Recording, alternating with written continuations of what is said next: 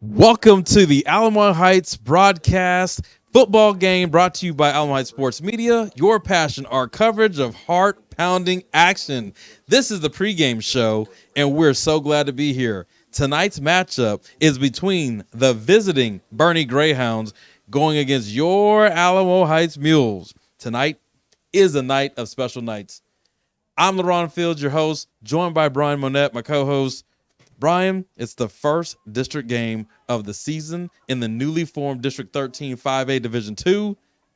Woo! We made it. Oh, man, we made it, brother. As always, to quote my grandmother, the sun is shining, the birds are singing, and Mules football is on the docket. It's Friday night football in the state of Texas. We got Boerne. We got Alamo Heights. I'm fired up, man. I don't know about you. Man, I've been ready all day. The only thing we're missing is a Dairy Queen and some railroad tracks. There it is. But it's DQ country tonight. Somebody is going to go home a winner and somebody's going to go home a loser. Correct. Right now we have our captains at center field. We have Michael Terry, number 2, Max Bacon, who's always sizzling. We have Patrick Arriaga and a sighting of sorts today, someone who's entering the realm of competition for the first time all season. Mr. Robert Mickler, quarterback 1. Mickler, the Flickler, is ready. He's here. Hey, man, it's about time. It's about darn time. Well, no greater time than right now because not that the other games didn't count, but this game counts. 100%. This is the games that you got to punch the ticket to get to the playoffs. We need this one. We need a good showing. This game here sets the tone for the entire district, right? Correct. Because Correct. if we have to say so ourselves, this is a game of equals. Oh, 100%. You mentioned something in the pre-show about Boerne, Alamo Heights, Shadows. Fill us in, Brian. Man, so as I was looking over the game film for Boerne, man, it was interesting because it was like, as I watched Boerne play East Central, they reminded me so much of Alamo Heights circa 2021, 2022. They were good at everything. They could pass the ball. They could spread it out a little bit. They could ground and pound. They could run the ball a little bit. And we thought, especially due to circumstances that were unforeseen, Alamo Heights doesn't play that way right now. So it's almost as if Alamo Heights is going to be chasing their ghost. They're going to be playing someone that's very familiar, but you haven't seen it in a while. Almost like a long-lost sibling. So it's going to be interesting seeing how we overcome those shadows of the past. Well, Brian, you said it best. What I would say to you is this. The first 4 games were perfect for Alamo Heights. They went unscathed. They didn't lose. Although they didn't have the pieces in place, or we were used to seeing a certain style of football we didn't get to see. Tonight's that night where we got to see it. 100%. No question about it. We have to see things. We have to see the aerial attack coming into this game. Our air attack has been flat. Yeah. But our running game has been solid. Correct. What we don't know, let's talk about the other elephant in the room. Boerne's coming up. If this is a boxing match, I mean, we have this ain't a catch weight. It's a new Boerne's kid on got the to block. come up, right? Yeah. And we've seen them because Boerne has used our field for 2 playoff games 2 years in a row, and they look like a machine. But what we don't know, does that machine keep going? Like, let's talk about how they got here. Right now, Boerne is 2-2. Correct. They have wins against Laredo United, which they beat them 28-21. Correct. They have wins against Medina Valley, which they won 31-7. A friend from the past. Neither of those schools are schools we put in our lexicon for playoff success. Correct. Their 2 losses, right? Close losses. They lost to Piper 36-38 in a thriller opening the season this year in the KSAT big game coverage. They opened at Piper Warriors Coliseum, and they had a chance to win the game, but they did not. Last week, they came in. They played at home, played against East Central Hornets, a 6A ball club. Correct. And that game was 52-49. They so fought all the way to the end. that's the thing. They will fight to the end, and that's something that I know that Ron Ridman has told his team more than 10 times is when the clocks hit 0, that's when you can start thinking about maybe relaxing, because if it's tied up, we're going to overtime, we still need you. If we handle our business, relax after that. Correct. I mean, so when looking at Bernie, like I said, it's weird, man. I can't shake the feeling that they look so familiar in that style play. They are susceptible to death by friendly fire, right? This is a team that wants to play clean. They want to beat you up front. I mean, it's the perfect example of you run the ball to set up the pass, right? Or you pass to set up the run. Correct. They're Their not scheme going to do a design. lot of misdirections. They're not going to get cute with their passing routes. When they're passing, you know they're passing. When they're running, you know they're running. But even in the East Central game, it was almost like they couldn't get out of their own way, right? They would have a miscue. Now, to be fair, they have a very young quarterback, right? I believe his name is Hank Hendricks. Hank Hendricks, right? He's a sophomore. But let me tell you about Hank Hendricks. He's a sophomore, but the boy plays big, right? We'll see. I mean, even against East Central, he showed flat. He didn't look like an underclassman. I mean, the wheels on this kid, right? If he gets out in open space, he gon' look in 100 yards. He might just beat you, right? He's bailed out a lot by his receivers, right? I believe his receivers. He has, Jeffrey Morris, right? He plays a little bit of receiver, plays a little bit of running back. He got the Brooks Perez, right? They make big plays, right? He throws a lot of 50-50 balls.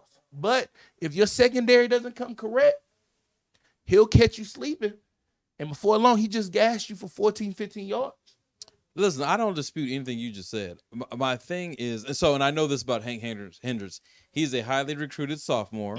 So he is going through the same training that most highly recruited players go. So I don't expect him to shrink in this moment.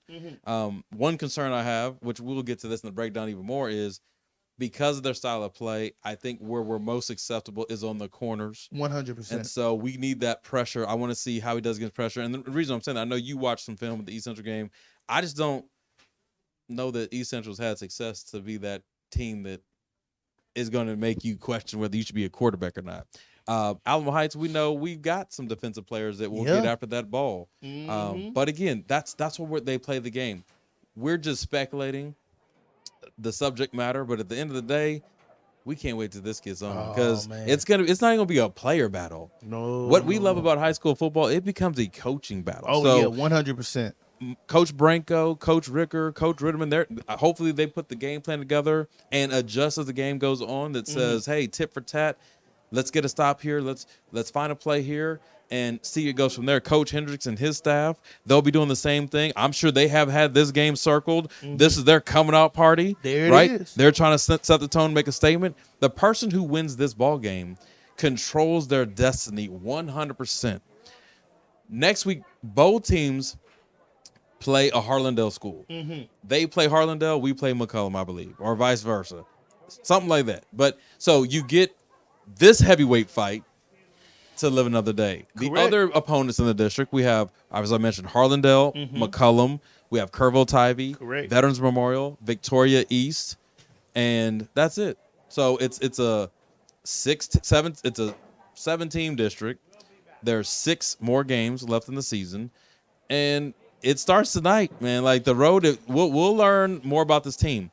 I love how they played early because when you lose your starting quarterback and you're able to win games against 3 6A teams, no, 4 6A teams, that speaks volumes. 100%. It speaks volumes about the preparation that went to getting this team ready for those guys.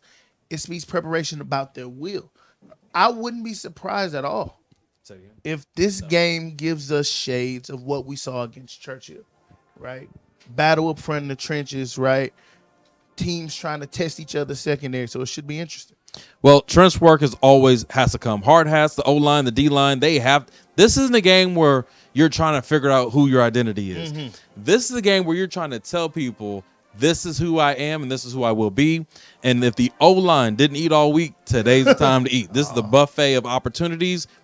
We need that in the worst way. Our O-line has to have it, from Ricky to our center play. Like, we can't have false starts. We 100%. Can't have ball snapped overhead. We haven't seen that lately, so we should be good.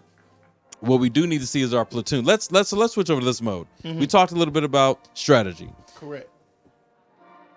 Who are the players that we need to watch out for on this field for Bernie? Oh, man. So look no further than Hank Hendricks, right? Their sophomore quarterback, this kid is dynamic, right? He's passed for over 270 yards, right? He has a 73% completion rate. That was 270 yards against East Central, right? This guy can do it all. He can run the ball. He can pass the ball. Also, they have sort of a two-headed monster, right? With Ivan Perez, who has over 63, who averages 63 yards per game. He rushed for over 73 yards against East Central. And Jeffrey Morrison, who they like to use this kid as more of their short down back, right? He's rushed for over, he averages 56 yards a game, and he's more of a downhill runner, right? If it's short yardage, if they need to punch it in the end zone, that's usually the guy that they're gonna go to. But they can also pass the ball. That's the thing that's so. I would even go and say, as an Alamo Heights fan, I have no problem being a homer.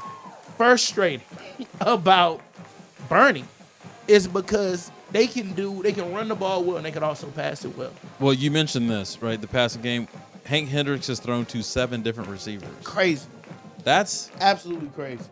Again, that's what should make you nervous if you're Alamo Heights. Is it's not like he has a one-trick pony. He has one guy he keys in on. He has 7 options, and the way they run their offense, you don't know what that 7 person is. It's a 7-headed monster, right? So correct. And I almost forgot, man. Hank has a brother who plays on the defense, but he also gets in on the offensive game as well. Hudson Hendricks, right? Yeah. So, who, by the way, has 3 receptions for 2 touchdowns, 20 yards. Correct. So it's almost like, who do you key in on, right? Who do you key in on? Who do you stop? Well, assignment football, right? Like, there's not to sound bland or basic, and I know people hate coach speak, but you have to play assignment football because you can't fall for the banana in the tailpipe. You have to read your keys. Correct. Roll call to the football. 100%. What's going to be key is the turnover battle. If Alamo Heights can force some turnovers, and vice versa for Bernie, but if Alamo Heights can force turnovers, it helps you out. If we can get the quick strike playability back, that's going to help them out. On defense, you mentioned Hudson Hendricks for Bernie. Correct. Who else do they bring to the party? Well, they got Blake Burkholder. This is a kid who has 30 total tackles on the season, 20 assist tackles, and 11 tackles for a loss. This kid generally averages 7.5 tackles per game. And then Ryan Hooper, right? 29 total tackles on the season, 25 assists. And, of course, I forgot, that same kid who gets in on the offensive play, Hudson Hendricks, he's also their linebacker and defensive tackle. He's a senior. 15 total tackles on the season, 13 assists, 2 solos, averages, wait for it, 12.5 tackles per game. He is probably one of their most active members of their defense. Well, one thing I will say, based on what you described, it sounds like they just have an active defense. 100%. Just like their offense doesn't have 100%. A superstar, their defense does. Because all the guys you named aren't the players that the coach told me who we should watch out for. You know what I mean? So I'm looking at you sidewise like, who this? But when you mention it, I'm thinking, you know what that means? That means everybody's keying on these guys. Braden Bays, who's a senior defensive lineman, number 0. In the defensive backfield, we have senior Jackson Baez. So it appears to me that their playmakers are getting help in other areas, and that's something that you have to be successful. Bro, that's what stood out as we watched the game. Again, man, I'm gonna keep coming back to this analogy. I apologize to our viewers, but there is a lot of similarities between this team and Alamo Heights. These kids fly to the ball on defense. It's multiple hats, queuing it on the runner at one time. All right, guys, this is what we're gonna do. We're gonna take a quick break, go to commercial break. On the other side, it will be time for kickoff. See you on the. And I am excited to welcome all of you home for a new season of athletics. We will certainly continue to build on the successes achieved last year while cheering on our athletes and coaches this year. We are excited about the future of Alamo Heights ISD thanks to the overwhelming community support of Bond 2023. This past summer, construction started on our first major project at Alamo Heights High School, and our students and staff are settling into our modular classroom spaces as we look forward to new construction taking place all around us. We are excited to celebrate our teams and to showcase the performance of all of our students, whether they are competing and performing on the field or cheering from the sidelines. These events offer our students an opportunity to highlight their spirit, their talent, their strong work ethic, all of which contributes to an outstanding public school education here in Alamo Heights. I also want to highlight the commitment of our coaches, directors, and sponsors who have all dedicated themselves to helping our students become the best versions of themselves through these extracurricular and athletic opportunities. Finally, thank you to our amazing Mule fans for helping to maintain a safe, encouraging, and supportive environment for everyone at our events, and being an example of the UIL Texas way at all of our events. Mules up for a great season. Evening, Alamo Heights. Welcome to another exciting night of high school football here at Harry B. Orem Stadium, Traylor AZAR Field. I am LARHON Fields. Alongside me is my broadcast partner, Brian Monet, and we are thrilled to bring this game to you tonight. This is going to be a showdown of epic proportions. Our very own Alamo Heights Mules, coached by Ron Redman, and the visiting BOERNE Greyhounds, coached by Shay Hendricks. As the sun sets and the lights shine bright, the atmosphere has already turned electric for this very first official district game of the season. New foes? Not really. Old foes? New district. District 13 5A Division II. This game tonight will be a clash of the past and the future. BOERNE comes in battle-tested and ready to take a stake of claim in the district for the district title. And the Mules, they have other plans to defend their home turf. Brian, it's so glad to be beside you this evening. Oh, man, it's a pleasure. We're here tonight. Hey, yes, we are. It's time. The kids have been chattering. They've been clamoring about this match for weeks, and it's finally here. You can feel the anticipation. As you said, you can feel the electricity. It's football night in Texas. Friday night football. Let's go. It doesn't get any more Hollywood than this. Right Yes, now, sir. we have Alamo Heights on defense first. The BOERNE Greyhounds set to be in the move. Their key player to watch on offense is Hank Hendricks, number 3, sophomore quarterback. Quick pass to the sideline. Getting out there is Oliver Duffin on the tackle after a gain of about 5. And that's Brooke Perez already getting in on the action with the reception. Oh, and it looks like we got some laundry on the field, Fields. That's, interesting. Either they didn't only snap the ball for 3 seconds.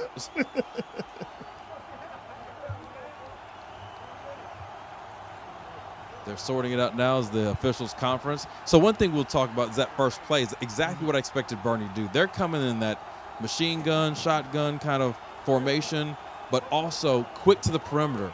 They want some yak, right? They want some yards after catch, and that's going to wear out your defense. The penalty right now is coming in against BOERNE. It looks like a dead ball foul after the play, so that's going to move the Greyhounds back 10 yards after the 5-yard gain. Hey, we talked about this early, Fields. It'll be second down. Self-inflicted. So definitely don't want to see that if you're BOERNE. Second down and 10. Ball is on the 21-yard line, 22-yard line. Here we go. Same play called again, ridden out of bounds. Ryan Stetson with the tackle. That's encouraging right there because that first play made me a little nauseous. When they got out there, Right. untouched, had to have the corner from the inside come outside. Ryan Stetson on duty, standing on business. We have our first third down of the game. It's third down and 19, balls on the 22-yard line. How that happened, I don't know, but it is what it is. First quarter, 11 minutes and 2 seconds to go.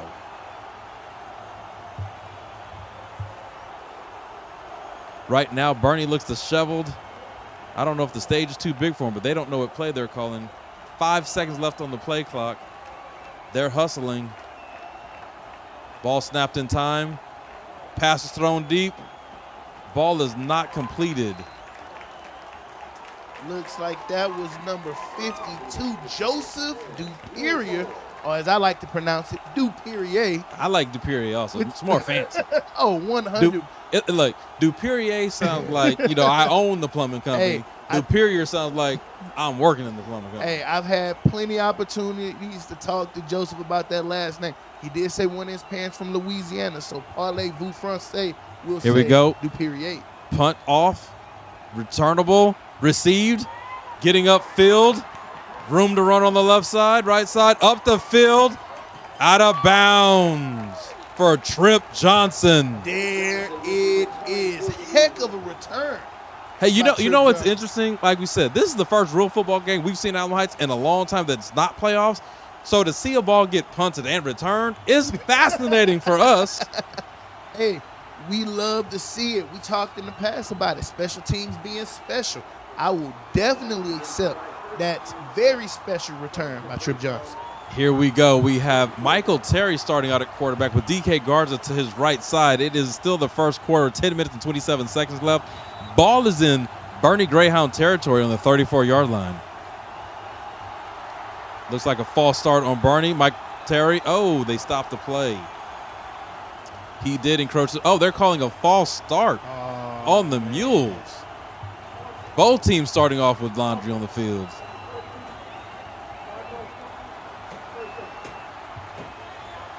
Let's hope that we have got that out of our system.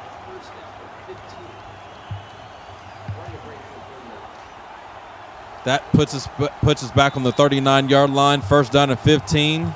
Let's see if we stick with that same play call. Look like we're going to take a shot, to be honest with you. Hey. Michael Terry still in the backfield. Flanked to his right side is DK Garza. Twins left. Zero safety coverage. Ball is taken. Snap received. Ball deep. Bomb. Going deep for Mark Johnson. And the DB from Bernie had great inside position. Definitely was a lot of hand checking there, right? A lot of fighting there along the fringes. Definitely, yes. There's a lot of bumping. See, again, this is where you want something to the outside. When you see that, maybe they can adjust the route and throw it on the other side. But, hey, that's the play that was called. That's the play they live with. Here comes Robert Mickler for his first action of the season. He checks in. That pushes Hunt Conger out wide. Welcome back, Robert Mickler. Michael Terry is on the boundary side. Ball is snapped high. Robert Mickler catches. DK Garza powers through, but he is pulled down at the shoulder pad and helped tackle by a gang of Greyhounds. We have our first third down of the day for the Mules. It will be third down and 14. Ball is at the 38-yard line. We have 9 minutes and 49 seconds and counting left in the first quarter. Both teams are filling each other out, Brian. 100%. Definitely can see a little bit of a chess match there. But I will say I did enjoy the creative play call to open up the drive.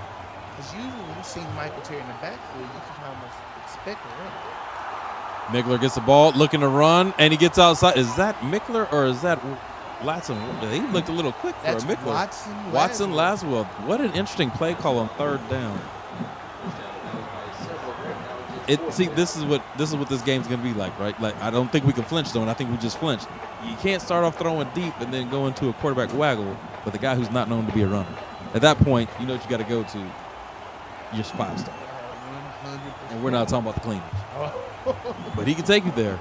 Because here he is. He's sitting in there. We have to be on alert because Michael Terry is our punter. Michael Terry, being the 5-star athlete, #1 in Texas, is on the field trying to make a play. Ball is pooch punted.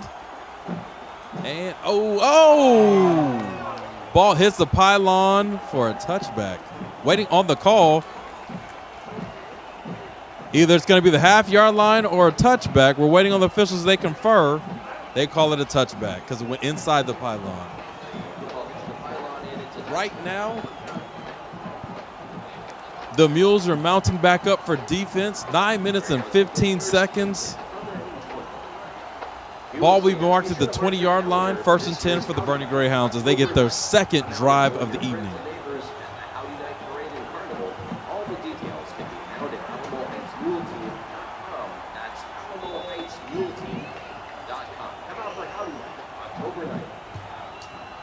Hendricks takes a snap, hands the ball off. Downhill runners Morrison, and he has got a first down on his first carry, or just shy.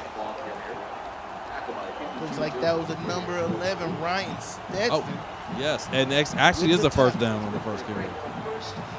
Great heads-up play by Ryan Stetson. Because if the runner would have broke that tackle, man, we could be seeing 6. Pass deep. Ball is caught. Oh, incomplete is what it's called on the field. Which one is it? Because I see the ref saying incomplete, but then I see them marking the ball. I'm confused. UIL, help me. Did y'all change the hand signals, or did he wave the ball is dead? I'm confused. All right, so the ball's caught. Bernie's going fast. 1st and 10 at the 29. Handed off. Up the middle. Gain of about 3 yards. Ball will be 2nd and 7 at the 26. Looks like that's number 1, Adam Hicks, with the rush as he limps off the field. Looks like they're sending in number 21, Ivan Perez. The other running back. Or is that the receiver? Because I know there's Brooks and Ivan. So Brooks is the receiver. Gotcha. Ivan looks like he's in that running back. Hank Harris on the pass on the tunnel screen. And wrapped up by Oliver Duffin and company. Right now, Bernie is taking the opportunity of their second chance. They moved the chains for the 2nd time. And make that the 3rd time. And they're on the move. Oh, yeah, man. Looks like they're going to try to combat that front 7 rush by the Mules by spreading them out a little bit. Trying to keep them honest. Let's see if the Mules can make an adjustment. Hank Hendrick tosses the snap. Looks to throw the ball wide open and incomplete, thrown behind the receiver, bringing up 2nd down and 10. Balls on the 18-yard line. 7 minutes and 33 seconds remaining. And great disruption attempt there by Ryan Stetson, who got a hand in the sophomore quarterback's face. Kind of forced him to get that ball out of his hand way before he was ready to. So far, Bernie's been balanced on offense on their attack. Pass, run, pass, run. Sounds like they're going to go run on this play, Brian. 100%. It's only 2nd and 10, ball on 18. Pistol formation.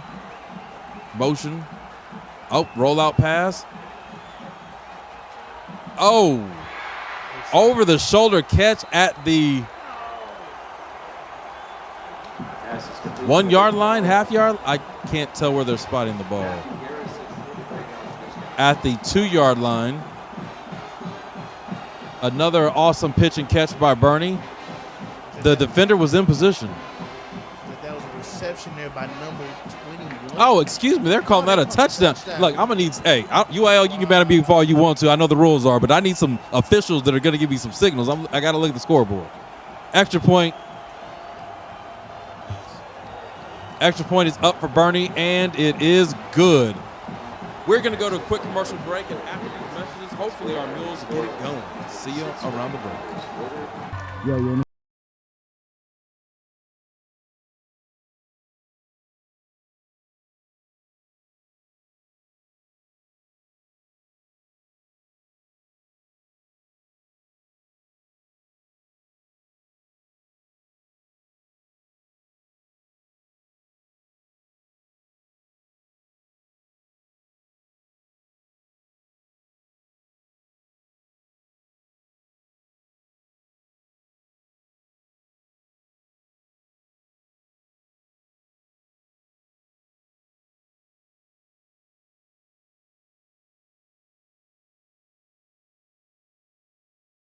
To the action we are, and unfortunately the Bernie Greyhounds were on the move. They were moving fast as a Greyhound. They ended up picking up 6 points. It was an 80-yard drive with Hank Hendricks to Ivan Perez for a 2-yard touchdown, putting the Bernie Greyhounds on top in the first quarter.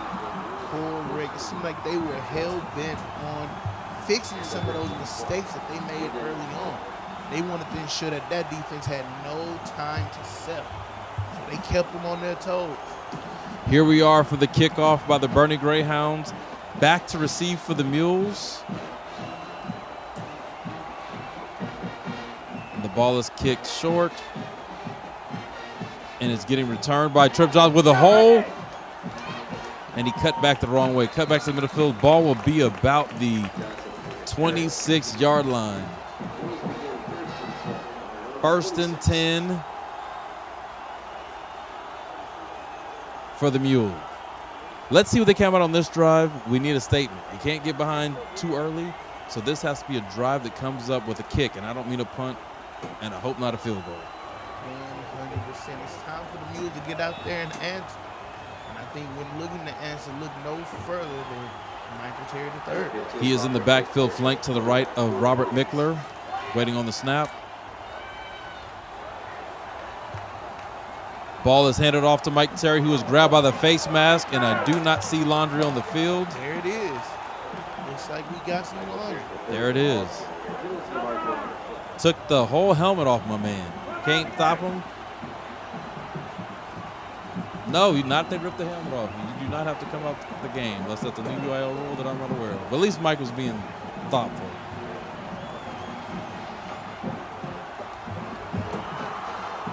Flag is still on the ground for some odd reason.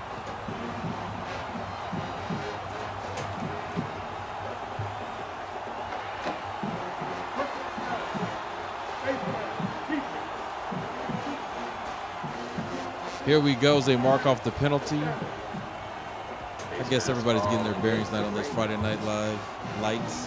Definitely got to shake off some of the cobwebs. It's week 5. Wake up just a little bit. Hey, like I said, we were anxious for this game. I'm sure the crew should have been excited to be the game of the week. 100%. This game is being live streamed here on Age Sports Media. Alamo Heights Mules can always be found here. The Mules are now have the ball at the 41-yard line. 1st and 10, 6 minutes and 58 seconds and counting.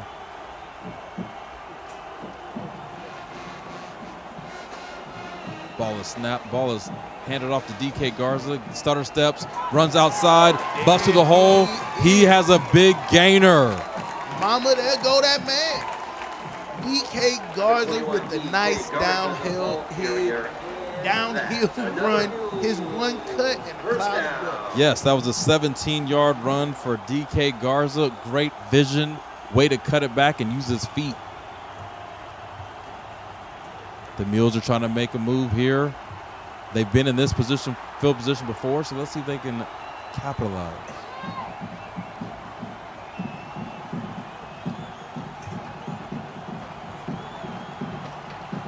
Mickler has a snap, looking back to pass. Ball over the middle, slanging it, caught. Got a catch and a run afterwards. Touchdown, Alamo Heights Mules. And that is a reception by number 81, Landon Balladin. Landon Balden. And he's balling.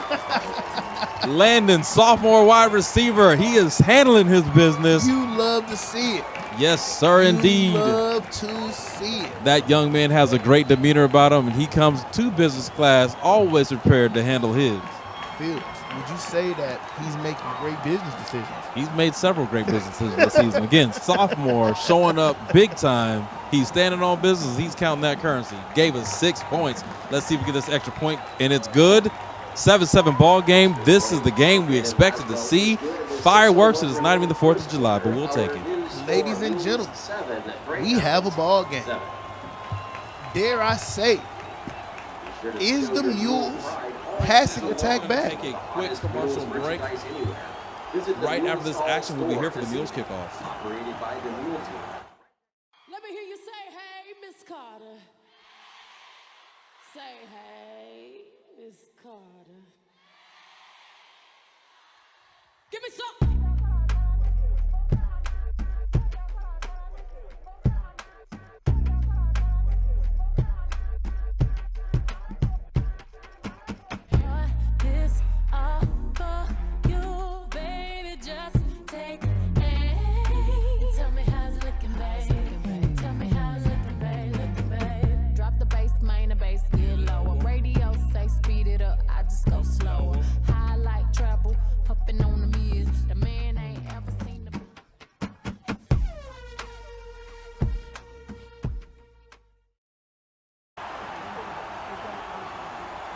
And here we are with the Mules kicking off. Oh, a squib kick up the middle. Way to find the strategy. Ball pops out. And it looks like we got the ball back.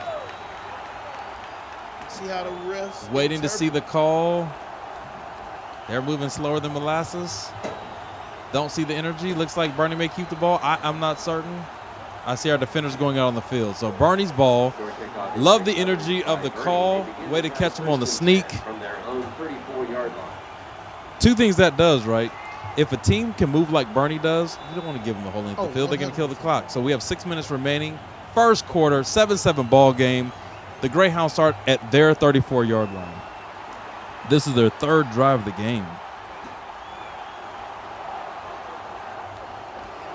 Hank Henderson in the backfield barking out the signals in the pistol formation.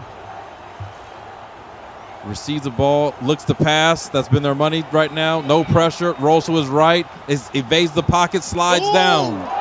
And there's going to be a flag for playing football on a football field. That's going to be a 15-yard personal foul penalty that's going to move the ball to the 49-yard line and give them a first down. Hendricks, the ball carrier, penalty marker on the play.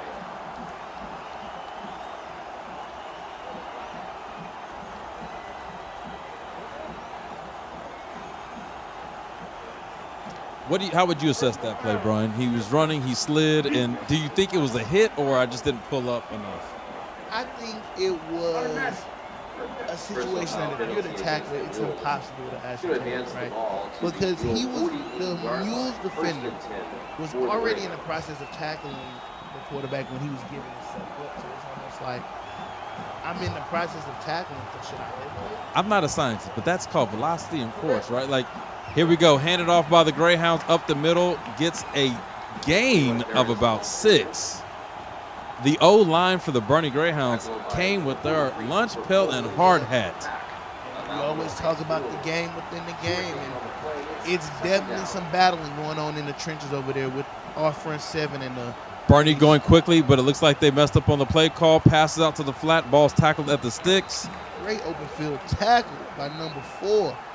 That is Kingston Kennedy. Kingston Kennedy is back tonight as well. That's another first down for the Bernie Greyhounds. Either we're giving too much cushion or we're trying not to get beat deep. It's going to be that cat and mouse game that Ricker's going to have to deal with tonight.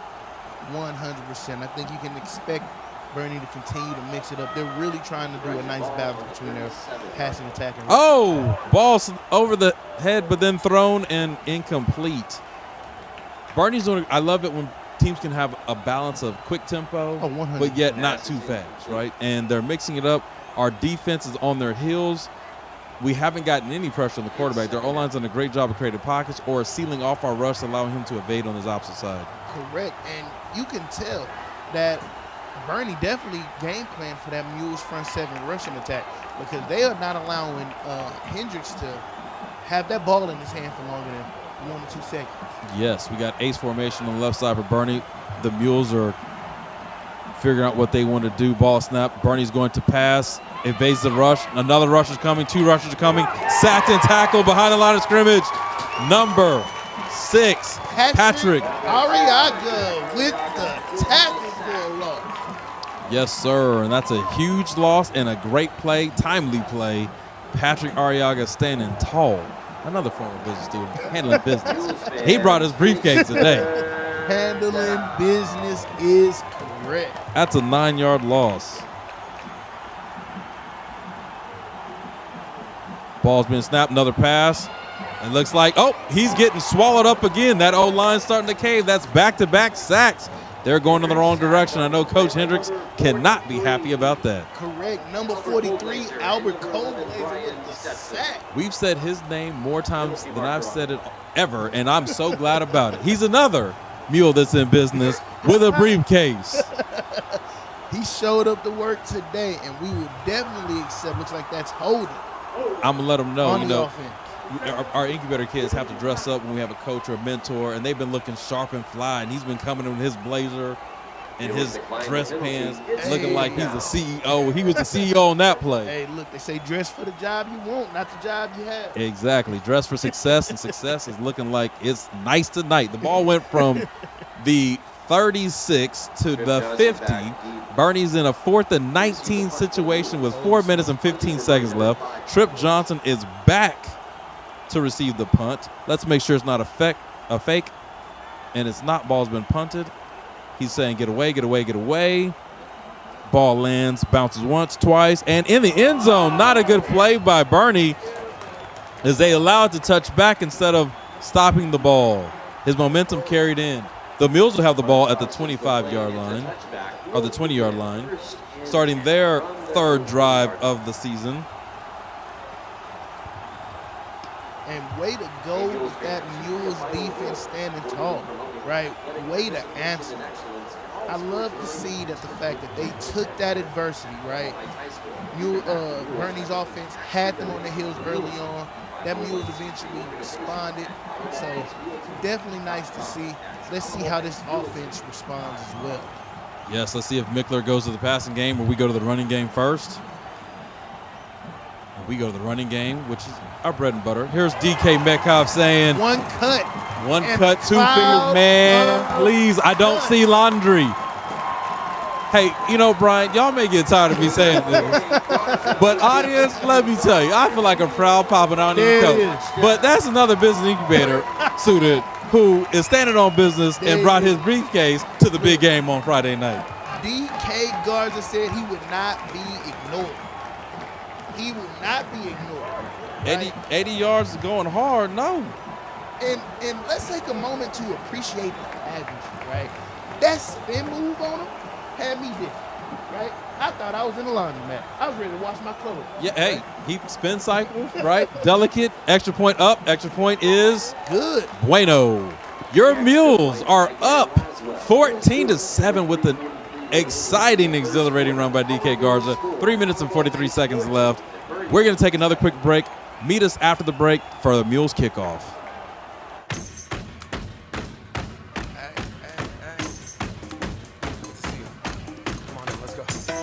Return to the Mac. Get up what it is, what it does, what it is, what it isn't. Looking for a better way to get up out of bed instead of getting on the internet and checking a new hit. Me get up. First shot, come strut walking. A little bit of humble, a little bit of cautious. Somewhere between like Rocky and Cosby's for the game. Nope, nope, y'all can't copy yet. Glad moonwalking, and this here is our party. My posse's been on Broadway, and we did it all way. Grown music. I shed my skin and put my bones into everything I record to it. And yeah, I'm on. Let that stage light go and shine on down. Got that Bob Barker suit game and Plinko in my style. Money, stay on my craft and stick around for those pounds. But I do that to pass the torch and put on for my town. Trust me, on my INDEPENDENT shit. Welcome back to the broadcast. Again, you're watching Alamo Heights Mules football on A8 Sports Media, and this heart-pounding action is right tonight. Brian, woo, I can't get over that. That was an awesome run. 100%. Now, we talked about early on about how this game was almost like Alamo Heights playing their ghost of the past. When it seems like they're in the mood, you know, Halloween's right around the corner. It's like we're exercising some demons tonight. Yes, we are. And here we go. Bernie with the return. And it's stifled at the 11-yard line. See face man.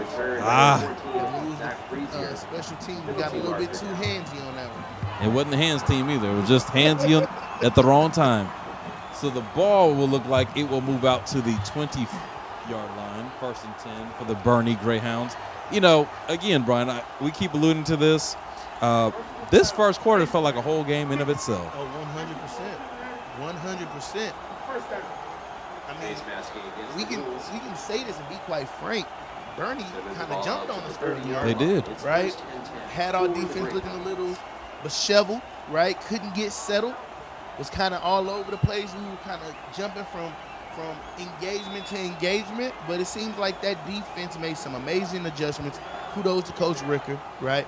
Let's see how they continue to kind of account for those. Yes, let's see what Bernie does here with Hank Hendricks. They're going to the round game, and they had a little burst for a gain of about 9 yards on 1st down, pushing them out to the 39-yard line. Looks like that's one of those two-headed monsters getting involved in the rushing attack. That was number 25, Jeff Morrison, with the rushing attack.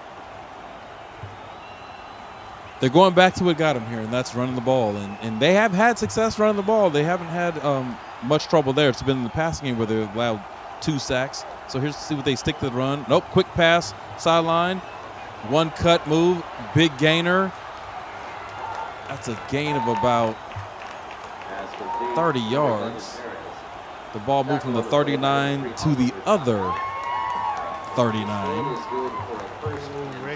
had a gain of Mules there with the tackle led by number 9, Clifton Giles. with the stop. 20-yard pickup on a short pass. It was a nice move by the receiver from Bernie. Bernie starting to settle down. Another handoff. Nice job. Oh, no, we didn't wrap up. We would have had a tackle for loss.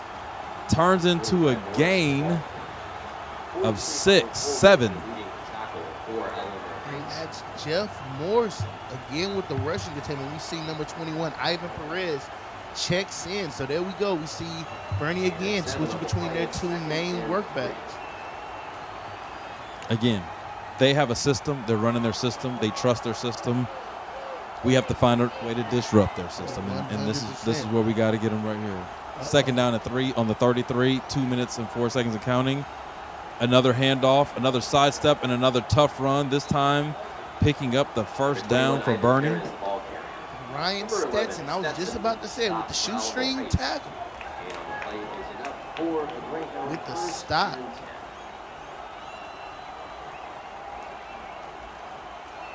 But there we go again. We talked about that game within the game, right? Bernie's offensive front going against that defensive front 7 of Alamo Heights defense. Another pass looking deep. Right in the breadbasket for a what is that going to be? He's being considered down at the 1-yard line as he stretched out and the ball came loose. The ground can't cause a fumble, and that's what caused it. So his knee was down according to the official. But this drive has been impressive by Bernie. You don't want to say that as a Mule fan, but it's been surgical, and we got to find a way to shore up. It was nothing spectacular. I just feel like they went where we weren't. Hank Hendricks had a nice pass over the linebacker into his receiver. And I don't know if there was a little bit of fairy dust there, but a Mule's hand almost got on it. It did. It was right over. And it looks like there's a touchdown for the Bernie Greyhounds. So this game is going back and forth. 1 minute and 3 seconds left in the first quarter. Just the first quarter. I can't remember time the game was 14-13 in my history of being the broadcaster here at Alamo Heights, and it's just the first quarter. On for the extra point for the Greyhounds.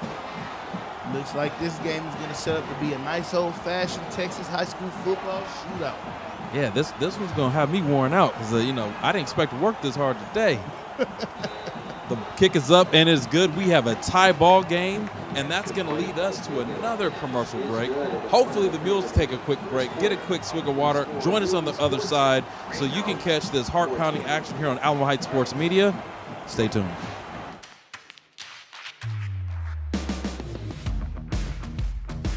Get ready to experience the thrill of Alamo Heights sports like you've never seen it before. AH Sports Media is your ticket to the heart-pounding action. Catch all the live coverage of Alamo Heights sports events. And exclusive insights from dedicated athletes and coaches. Don't miss out. Tune to AH Sports Media and be part of the excitement. Alamo Heights Sports brought to you by AH Sports Media. Your passion, our coverage.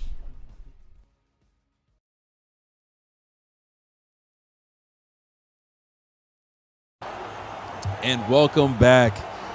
We're here for the Mules football game at Harry B. Orem Stadium, Trailer AZAR Field. Your Mighty Mighty Mules and Bernie Greyhounds are deadlocked at 14, 1 minute, 3 seconds left. The Mules are set to receive the kickoff after the Bernie champion marches down the field and strikes for gold. Let's make sure that the Mules are on alert in case Bernie tries something special on their kickoff.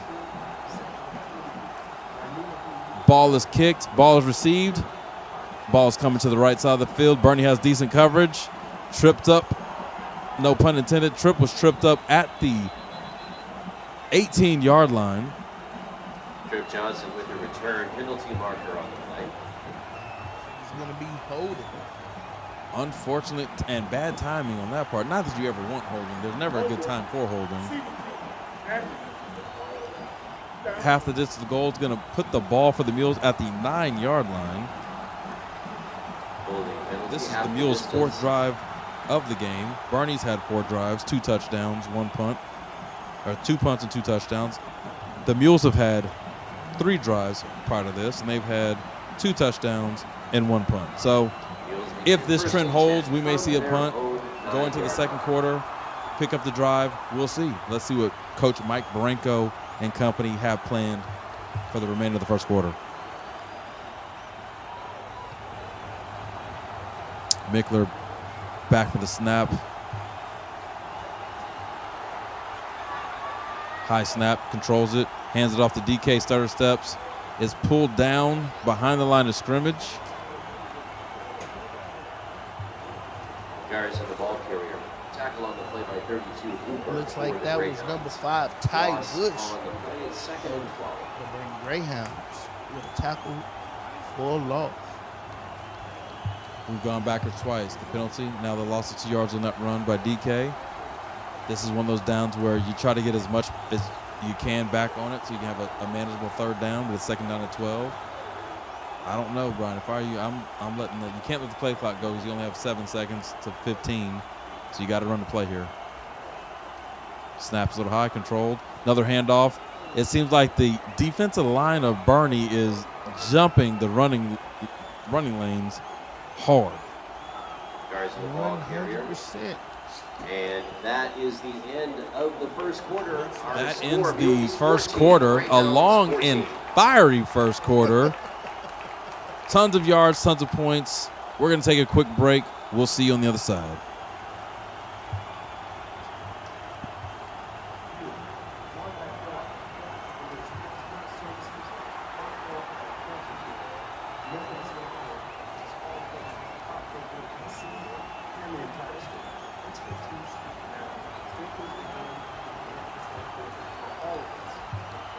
Does your home have cracks in walls? Hard to open windows? Is the concrete around your home sinking or uneven? If so, don't let the problem get worse. Call Baird Foundation Repair. For over 50 years, Baird has been committed to providing foundation and concrete repair solutions that last the lifetime of your home. Baird is a third-generation family-owned and operated company that restores peace of mind to homeowners by fixing it right the first time. Call Baird Foundation Repair today for your free inspection. As one of the largest independently owned banks in Texas, we've built a reputation for best-in-class customer experience. At Broadway Bank, our private bankers provide premium, modern banking solutions and customized lending curated specifically for your personal and business needs, clearing your path to any account, loan, investment, or solution you need for yourself, your family, and your business. Experience personalized banking with a team of experts. Learn more at broadway.bank/private. Hey San Antonio, it's Sean Elliott. When I was playing in the NBA and needed a transplant, the Spurs would have sent me anywhere. But I knew I didn't need to leave home because Methodist Healthcare provides world-class care right here in our backyard. Whether it's transplant services, heart health, or cancer care, Methodist Healthcare has us all covered with the All right, welcome back as the Mules set up for a third down and 12 at the 7-yard line here in the second quarter. Mickler's looking back to throw, throws deep, has a man, and it's caught in traffic. To Landon Baldwin, and He's balling. That's his second catch of the evening, and a big catch at that. Big-time players make big-time plays in big-time games. 100%. That's an encouraging sign right there, right? To have somebody opposite of Michael Terry and DK stepping up. O-line did a great job of giving Mickler time to pass. He was in the pocket, cool as a cucumber, and delivered. Hey, well, you know, that's one of the things you love to see. I think with both of these teams with such stout running attack, the team that can do a better job of getting the ball in the hand of some of their other playmakers, I think is going to be the one that has the most success this game. Right now, it looks like Ron Ritterman had something he wanted to talk to his team about because he called a timeout. Mules fans, the Alamo Heights School Foundation is a consistent support for our schools and a constantly changing. So far, this game is living up to the billing and the hype. You, the viewers at home, man, you were in for a treat to set up to begin with, and we have not been disappointed. This is a get your popcorn game, and I hope you popped it early, and I hope you pop it often. Get your favorite soft drink or beverage. Make your own concession stand at home. 100%. This is something you want the kids to watch right here. This is where football is at its finest. Oh, 100%. And this game has everything. first play call, the start, the pageant, The rising action. The antagonist, the protagonist. I'm not gonna call it Hamlet or Shakespeare, but I'm gonna say it's football at its finest. Hey, 100%. And it's looking like the team that blinks first is gonna be the one that loses. Right now, the Mules are on offense. They have DK in the backfield, Mike down on the field side, who's being double covered by the Greyhounds. Bickler calling for the ball, handing off to DK Garza, who takes his time and runs through the line for a gain of 2. DK Garza, the ball carrier, 22 Hendricks with the tackle. Short gain on the play.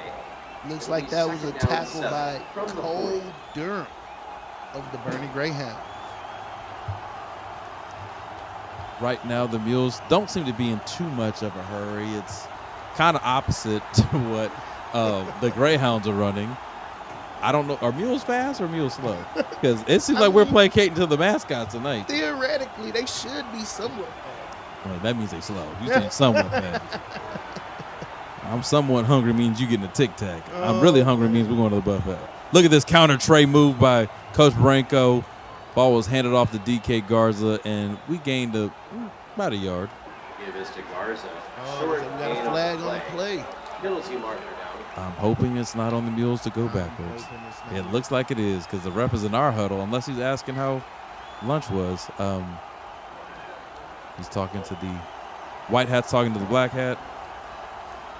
Speaking of tonight, our officials for the game, we have referee Gerald Green, umpire Tom Kalis, headline judge Robert Bali, line judge Jared Higdon, side judge Brett Ullman, field judge Danny Villalobos, and back judge Michael Pitts.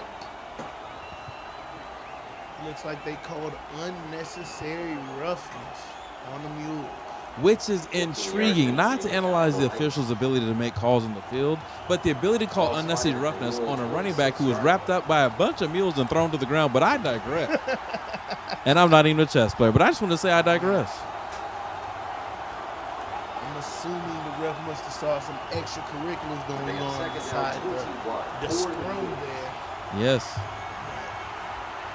me, that just sounds like football. Yeah, I mean, a brawl didn't break out. And it wasn't a personal foul, so judgment calls are those, just that, they're judgments. Here we go, 10 minutes and 10 seconds remaining. Second down and 1 to go. Here we go, dropping back, pass, little screen, nice one-handed catch. I apologize. The ball is second and 21. It was third and 21. That was a screen game. That was a catch by Brings up fourth down. Yeah, Patrick Ariaga getting on the offense. Getting some of the offense action. Yeah, he's a player that goes both ways. He's one of our key players to watch. Patrick Ariaga, senior.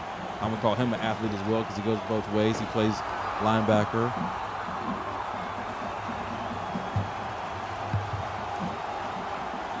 Here we go. We have Michael Terry set to punt. Neil's a little confused on the punt teams. A member is not on the punt team that's normally on the punt team, so they're trying to fix it on the fly. Delay a game called on the Mules. The best game, offense, number 2, 5-yard penalty, 4th down. So it looks like the punter didn't snap the ball in time.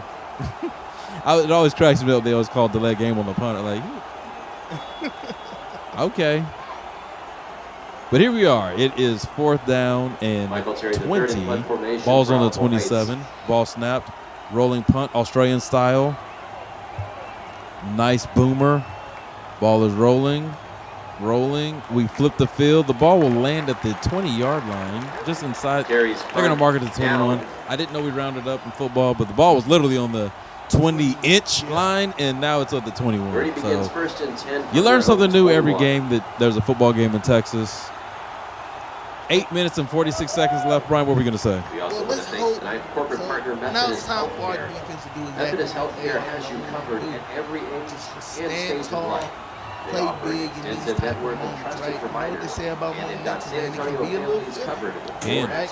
Be with you today is somebody else tomorrow. So let's see if we can get some of that momentum. Knowing Coach Rigger, they made some adjustments. Although I don't like this adjustment right now where we have a receiver that is uncovered.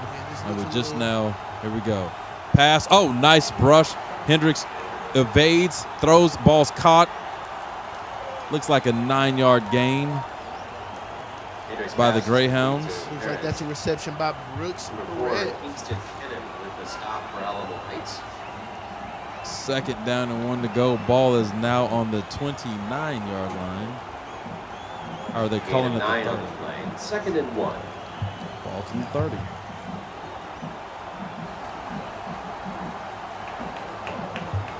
Hank Hendricks in the pistol. Probably going to be a run right here. They only need 1 yard. They've been getting 6 yards on every run. Handoff, backside, busts through the hole, picks up a whopping 6 yards on second and 1. Ball will be moved to the 36-yard line. The Greyhounds are on the move. First and 10 from the Mule 36. Jeff Morrison with the rushing attempt. To your point earlier, it looks like the Greyhounds are going to spread us thin, and that's how they're getting these nice runs because we don't have our middles is vacated in certain areas. So let's see how this plays out on this drive. Another handoff through the gaping hole, filling up on the tackle after a gain of 9. Number 6, Patrick Arriaga, who's been all over the field tonight. Gain of 9 on the play. It's second down. Seems like that Bernie offense is having their way this drive. Let's see if that defense can kind of bend but not break. Definitely.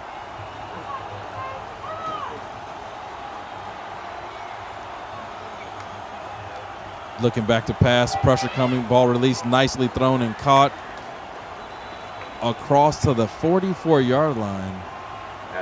This is the best quarterback we've seen, Brian. What are your thoughts? Number 29, Max Bacon, with a stop for Alamo Heights. Gain is good for a first and 10 for the Greyhounds. Right now, we're seeing him surgically dissect that Mules defense. Right now, the Mules defense doing a good job of not giving up too many big plays. We have Max Bacon there with the tackle, but he's definitely doing a good job. And there we go. Nice, solid contact tackle by number 11. Ryan Stetson. Mighty Mouse on the move. That's the shortest run on this drive. He chopped it down. It was only a gain of 2. Puts him in second and 8. You know it's coming now. They've got to have a pass. We've got to protect the middle. It seems like they've taken advantage of our pressure. Here we get it. Hank Hendricks has evaded the pressure, bought some time, and delivered a throw to his wide open receiver, either Brooks Pettis or Jeff Morrison. Ball is received in the pistol. It's a handoff. And, we did not wrap up on that one, but he ran into a mule wall. That wall was led by Keith. Morrison, the ball carrier. There with the tackle. DK Garza checks in for Oliver Duffin as he has to take a play off because of his helmet popping off. Third down. It's third down for the Mules defense. This is a big play right here. This is the first third down in a while for the BOERNE Greyhounds. Third down and 4 to go. Ball's in the Mules 38. 5 minutes and 45 seconds and counting on the clock. This is a quick second quarter. I mean, first quarter took about an hour. This is taking 10 minutes. Yes. We saw early on, BOERNE often seemed comfortable with going to the pass. But it seems right now they're really trying to keep this Mules defense off balance by constantly switching between pass, run.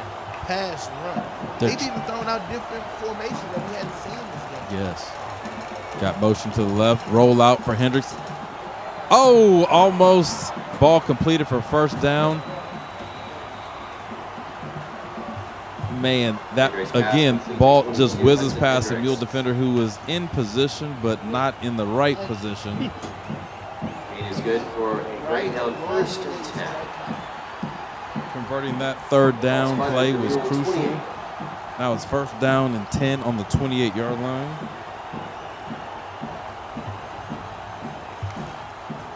Another run play, bouncing outside, and that one's stuffed.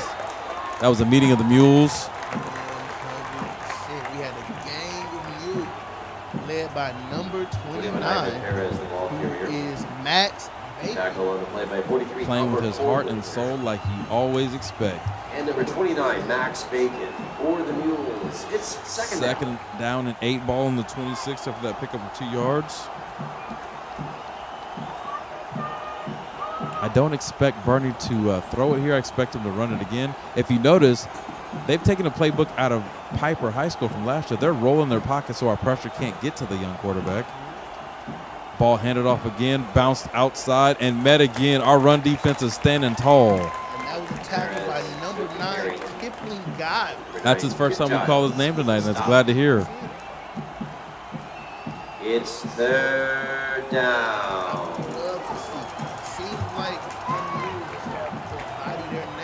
Well, let's see here, because the last third down they converted on a rollout pass, and let's see what the Greyhounds dial up this time. Hendricks checking with the sideline, looking to change the play call. They see pressure from the Mules. 3 minutes and 50 seconds remaining. Third down and 7, ball on the 25, looking to pass, looking deep, looking in the corner. Ball is incomplete. There we go. If you're Bernie, do you have the basketballs to go for it, or do you have the footballs to kick it? It's fourth down. This is not the time to gamble. This isn't Vegas. You ain't at the Kashad. Right? You take the points, you savor your losses, and you live to fight another day. I hear you, but this is a big game, and points do come at a premium, but also you have to ask yourself, what have the Mules done to make you think that if they did go for it and miss? Right now, the favorite, the momentum, as you say, is fickle, is in the ball court of the Greyhounds. Which is true, but it's almost like, I mean, I hope you don't mind me quoting, man, but you said a quote I told you to put on the t-shirt, right? You know, when you choose Bernie is a system, right? You can tell they have a well-oiled machine. That system works until and their customers. From time to time, you talked about this match between the coaches. Alamo Heights has kind of found that glitch within the system. And the thing is, they don't have to be perfect. On this last drive, they were far from perfect. They just got to break it. I agree. I'm not disagreeing. I'm just saying he called the timeout. Coach Fisher called the timeout. In practice, you know, like I know, you have special plays. This is a special moment. Insert special play and live to see another day. And look what they decided. They're going special play time. So like it's special play. There they go, rolling out another offensive scheme we haven't really seen. Here we go. No pressure from the Mules. Ball going deep. Ball thrown. Ball is. And this is why you call the timeout, settle the troops, you score a touchdown. That is huge. 7's bigger than 3. I'm not a math teacher. You are an economics teacher. You understand the economics of that business decision. That puts you up 6 points, pending the extra point. If they get the extra point, you're up 7. 3 minutes and 42 seconds left. The pressure now swings on to whom? It swings on to Alamo Heights, but here's the thing. We have a special treat, right? A special play ourselves. And that young man has 5 stars. And with 3 minutes, 42 seconds left in the game, you put the ball in the hand of your best player. I hear you. However, what have we done tonight to make him feel special? That's true. Well, I mean, right now, the best player on the field for us, the most productive, I should say, not best player, because they're all good, is Landon Baldwin, right? And he's caught balls in traffic, and he's had one good yak attempt for a touchdown. This is where we need to see if we can go a little faster. I don't know if we can run the ball just like we normally do because time's not on our side. 100%. We need to find a good gainer, speed up the pace, another gainer, and then catch them off guard, and that's when you hit them with your stars because the stars shine bright deep down in the heart of Texas. That is true, but we've also shown an inclination to be explosive, right? A couple of those, got a couple, right? But we have shown the ability to hit right? Yeah, but and this is like this is 4-minute offense right here. You have to look. The first play of first down is crucial. 100%. It does start with this kickoff return. Again, alert. Make sure Bernie doesn't try something funky. We already tried ours. Almost got it, didn't get it. If they kick this away, if we can get a big gainer, that's the momentum you need to set the tone for your drive. And here we go with the kickoff. Ball's received. We're going to fake the handoff. Oh, no, we gave the handoff. There's an alley, and guess what, sir? Just like that, I'm feeling you. Cut back, get to the zone. I'm feeling like I'm home. Touchdown. Number 81, Landon Baldwin. Give that man the big piece of chicken because he's balling. 100% with the touch. Special teams being special. Winning on all 3 phases of the game. There it is, right? If your defense, look, man, the defense couldn't get it done. You got the special teams showing up when the moment was most bright. Momentum, hello. To the Baldwin family, I know you're watching this on the live stream, so shout out to you. I hope you're enjoying the broadcast. We're enjoying the broadcast. Landon's made the game special tonight. I know he was ready tonight. It's tied up 21-21, 3 minutes and 27 seconds left in the second quarter. Before we get to the half, we're going to go to a commercial break here so we can catch our breath while Landon's catching his breath. Hopefully the defense caught their breath so nobody's getting scored on. We'll see you after this commercial break. Let me hear you say, hey, Miss Carter. Say, hey, Miss Carter.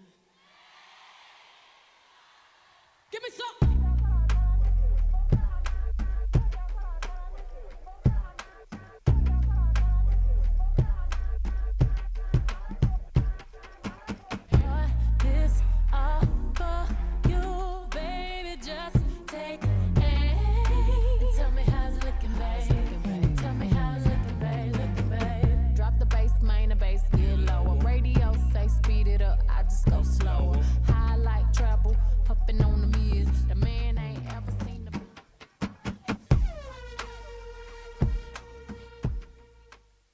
And welcome back. I hope this heart-pounding action that you're watching on AH Sports Media has you smiling ear to ear.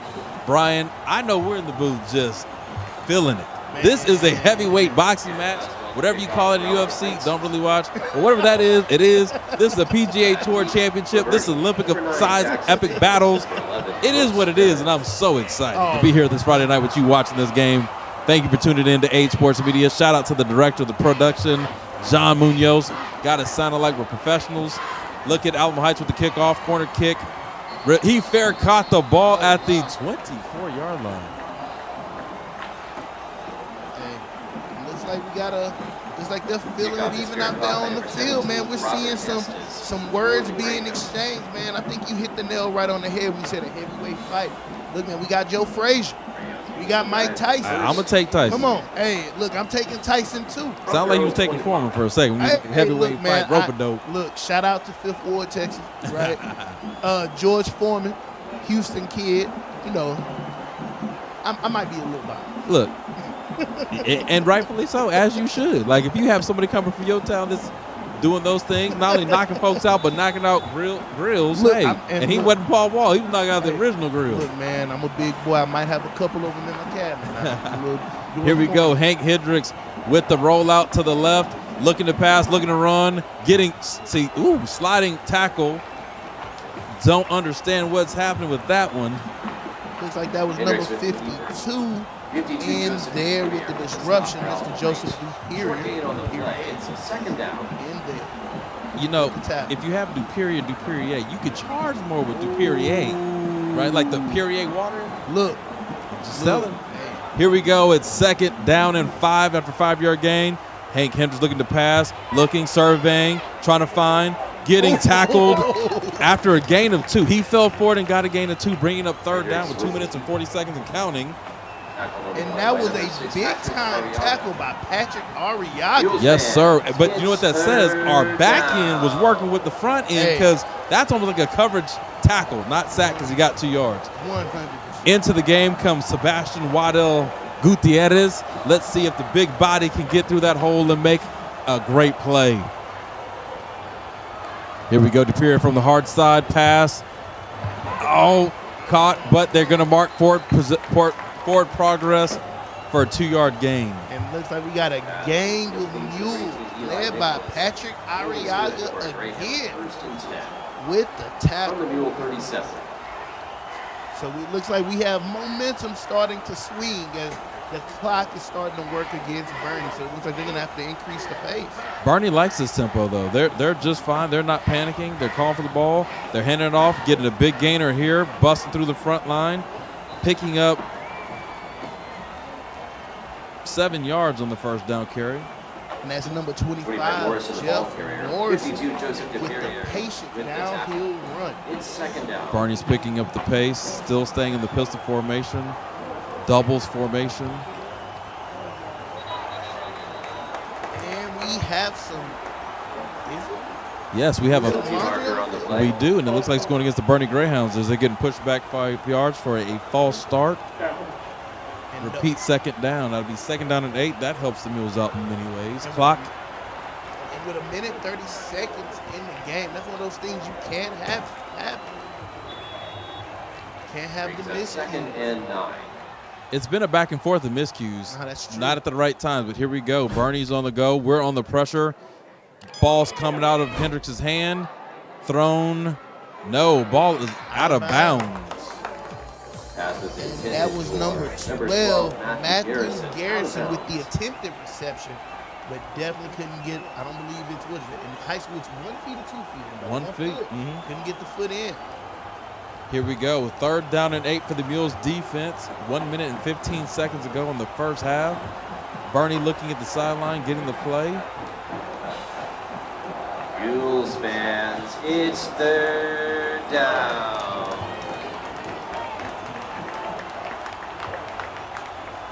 Hank Hendricks calling it number 11 in motion, stacking up, splitting through the stack. Ball's thrown. Ball is almost intercepted. Defense by Max Bacon. And you know he would love to have that one. He said, put that bacon on my club turkey sandwich tonight, baby.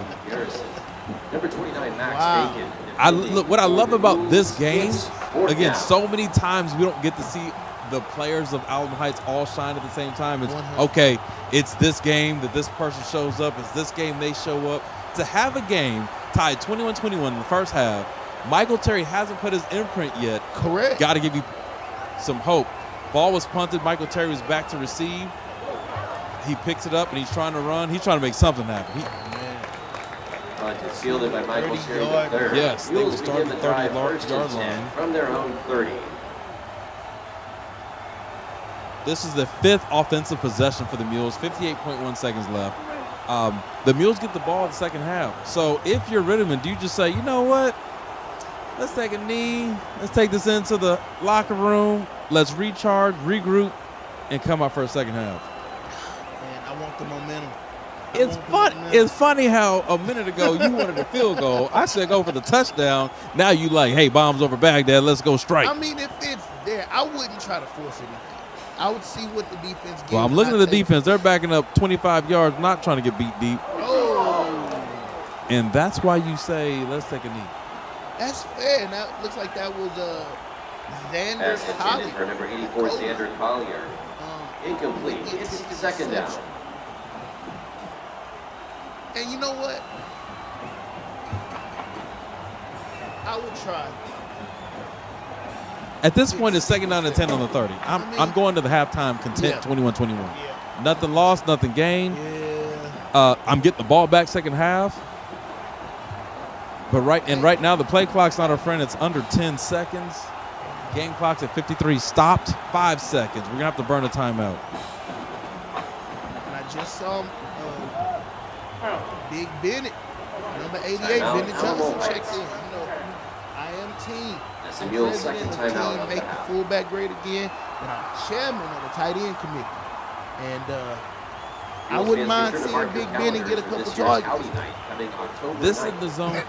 Like, I don't disagree with you, but right now we're 70 yards away from pay dirt. The Boerne Greyhounds are dropping back. They're already in prevent. They're in low prevent. They're dropping back on the snap another 10 yards. So you need an arrow route, a speedy guy, a Baldwin, a Tribby, a Trip Johnson, somebody to go arrow right across to probably catch, hopefully miss tackle and get a gainer. Then you can throw it up alley-oop style to Bennett Johnson for a slam dunk in the zone. Hey, so what you're saying is Bennett should get the ball. What I'm saying is, with 53 seconds, the clock's up. I say we should hand it off. It's 2nd and 10. If we miss, you almost give Bernie an opportunity to think that they can score, and you don't want to go in the half down 28-21 or 24-21 when you could have just said, you know what, no one to hold him, no one to fold him. I'm not Kenny Rogers, but he said it best, so that's what I would suggest. Hey, I hear you with Bennett. When you hear this, let it all list of my neighbors was rooting for you. Bennett, I got you. Look, he another business kid, standing on business, but this business decision means get into the locker room. Don't shoot yourself in the foot. Here we go. High snap, ball's caught by Michael Terry. He's shaking loose, falls down. Slow to get up is Mr. Michael Terry. Injury. Not saying he's injured. The clock wasn't running. But it looks like Mike is down on the turf. Michael Terry, that is. At this time, we're going to go to commercial break as we attend to the mule on the field. We'll see you after this quick commercial break.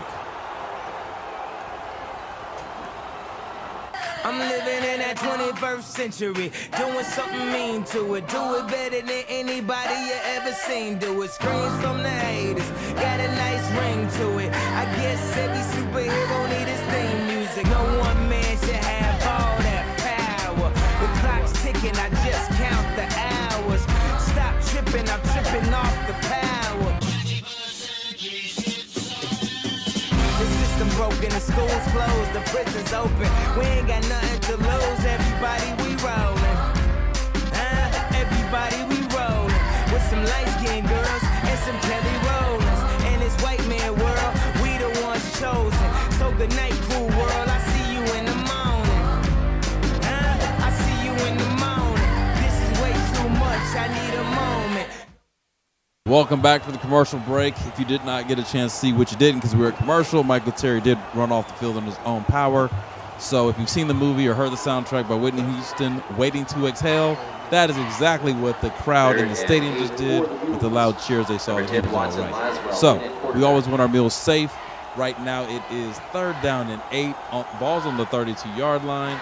This is a crucial situation because we're bordering, do we have to punt? Which our punter is Michael Terry. He should be back on the next play. We'll see here what we do.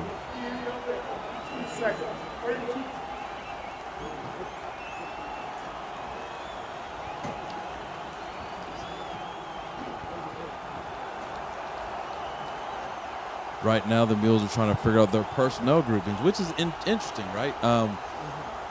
If they decide to throw the ball here, that would be unique because if you miss, you leave a lot of meat on that bone. That is a lot of meat on the bone. I don't know how you eat your ribs, Brian, but I try not to leave meat on the bone. At all. And what we saw with this Bernie offense, they don't need much time. They don't.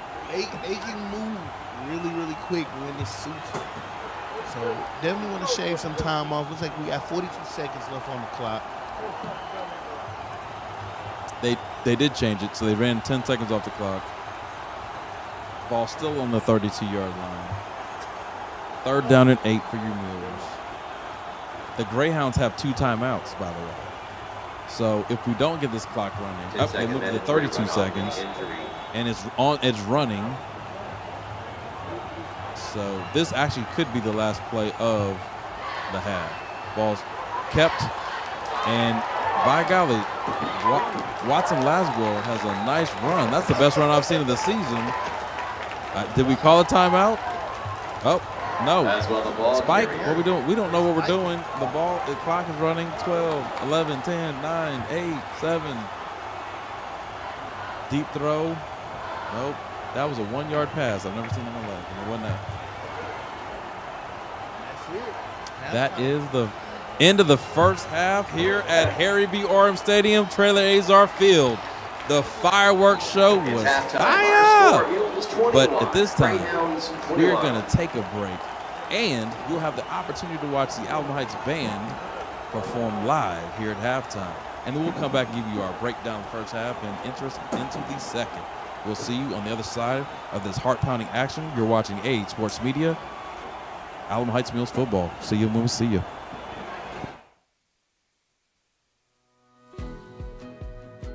Hi, this is Dr. Dana Bashara, the proud superintendent of Alamo Heights Independent School District. For over a century, Alamo Heights has prided itself on providing a premier public education to the children in our community. We need your support as we continue to perform at the highest levels, providing innovative and outstanding academics and extracurriculars for our children. Now is the time to give to your public schools. For over 53 years, the Alamo Heights School Foundation has been here to provide steady support to our schools, no matter what is happening or not happening at the state level. We know your commitment to our community, our children, and our future runs deep. Whether you are a parent, grandparent, alumni, or community member, we are all part of creating a stronger community that supports one another. And we need your help now. We have big goals to fund the gap between what the state of Texas lets us keep versus what our schools need to offer the premier public education that you expect. With an additional $1,000 per student, you could infuse $4.8 million directly into our classrooms. You are the solution. Make a gift for our children today.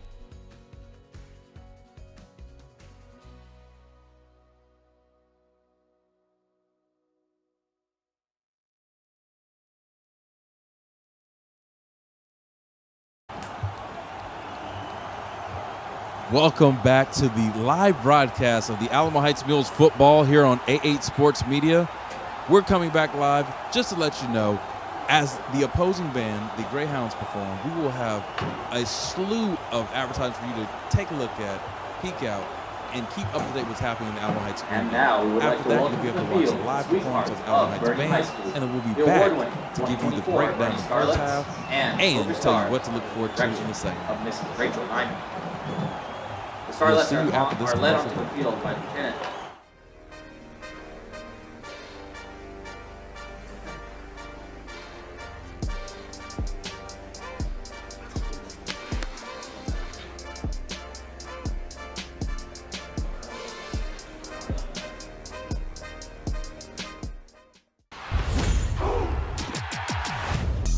We gon' knock it off, and to top it off, I'm with all the dogs.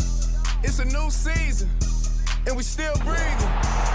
And I got a really big team, and they need some really big rings. They need some really nice things. Better be coming with no strings. Better be coming with no strings. We need some really nice things. We need some really big rings. I got a really big team. I got a really big team. They need some really big rings. They need some really nice things. Better be coming with no strings. Better be coming with no strings. Better be coming with no strings. It's a great day to be a mule. I got a really big team. Man, what a time.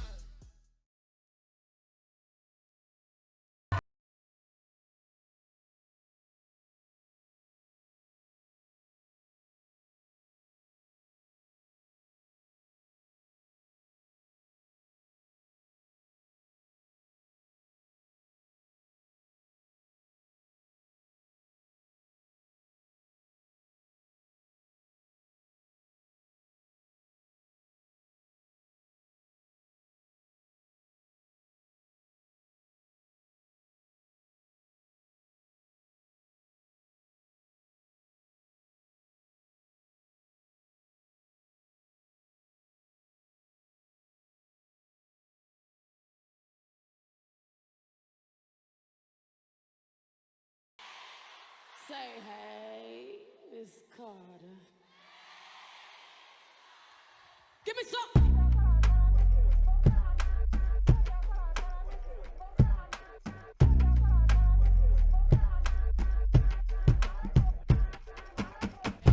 This all for you, baby. Just take aim and tell me how's it looking, babe. Tell me how's it looking, babe. Drop the bass, main the bass, get lower. Radio say speed it up, I just go slower. High like treble, pumping on the mirrors. The man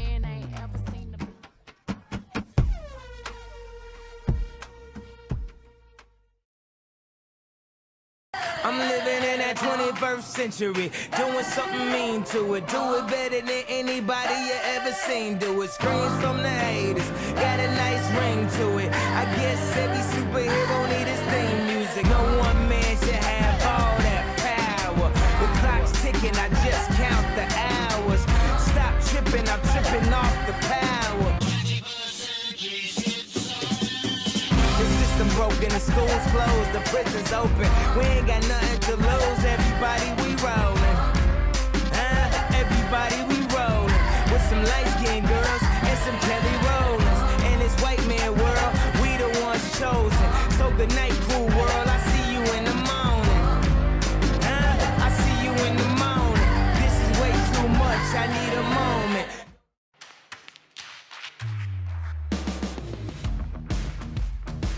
Get ready to experience the thrill of Alamo sports like you've never seen it before. AH Sports Media is your ticket to the heart-pounding action.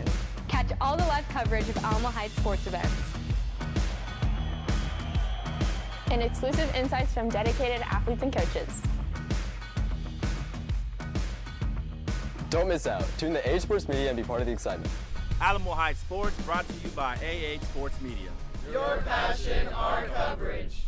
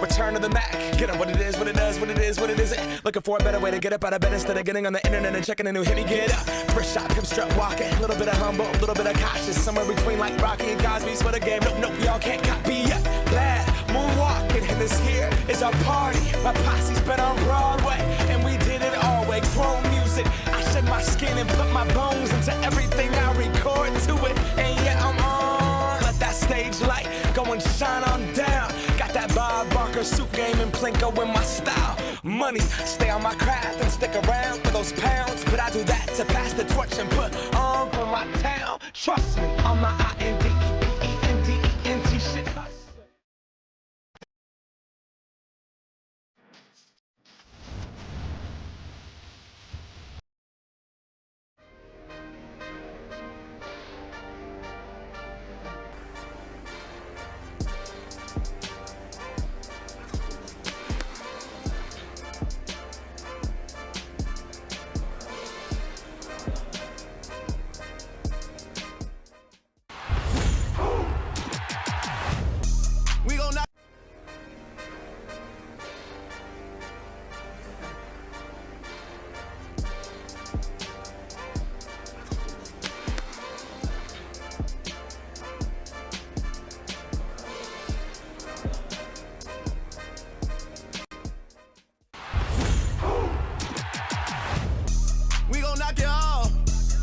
Top it off, I'm with all the dogs.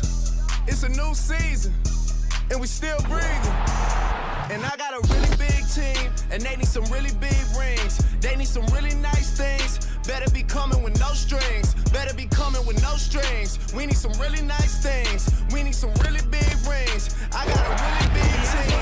I got a really big team. They need some really big rings. They need some really nice things. Better be coming with no strings. Better be coming with no strings. Better be coming with no strings. It's a great day to be a mule. Really big rings. I got a really big team. Man, what a time.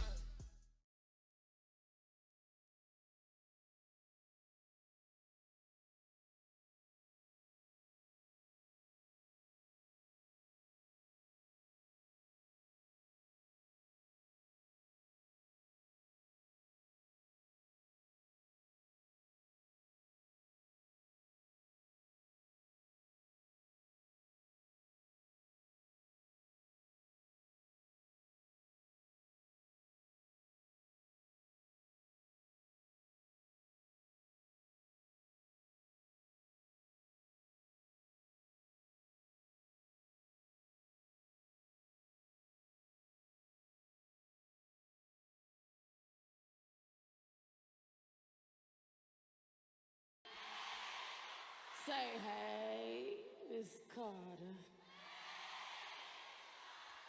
Give me some.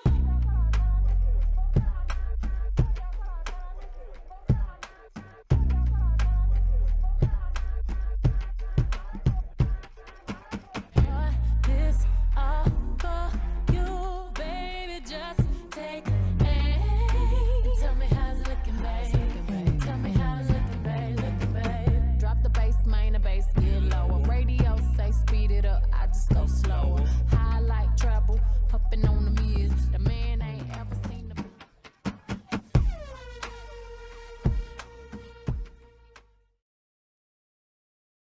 I'm living in that 21st century, doing something mean to it. Do it better than anybody you ever seen do it. Screams from the haters, got a nice ring to it. I guess every superhero need his theme music. No one man should have all that power. The clock's ticking, I just count the hours. Stop tripping, I'm tripping off the power. The system broken, the school's closed, the prison's open. We ain't got nothing to lose. Everybody, we rollin'. Everybody, we rollin'. With some light-skinned girls and some Kelly Rollins. And this white man world, we the ones chosen. So good night, cool world. I see you in the morning. I see you in the morning. This is way too much. I need a moment.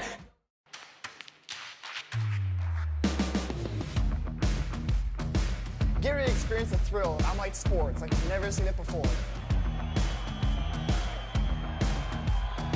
AH Sports Media is your ticket to the heart-pounding action. Catch all the live coverage of Alamo Heights sports events. And exclusive insights from dedicated athletes and coaches. Don't miss out. Tune to AH Sports Media and be part of the excitement. Alamo Heights Sports brought to you by AH Sports Media. Your passion, our coverage.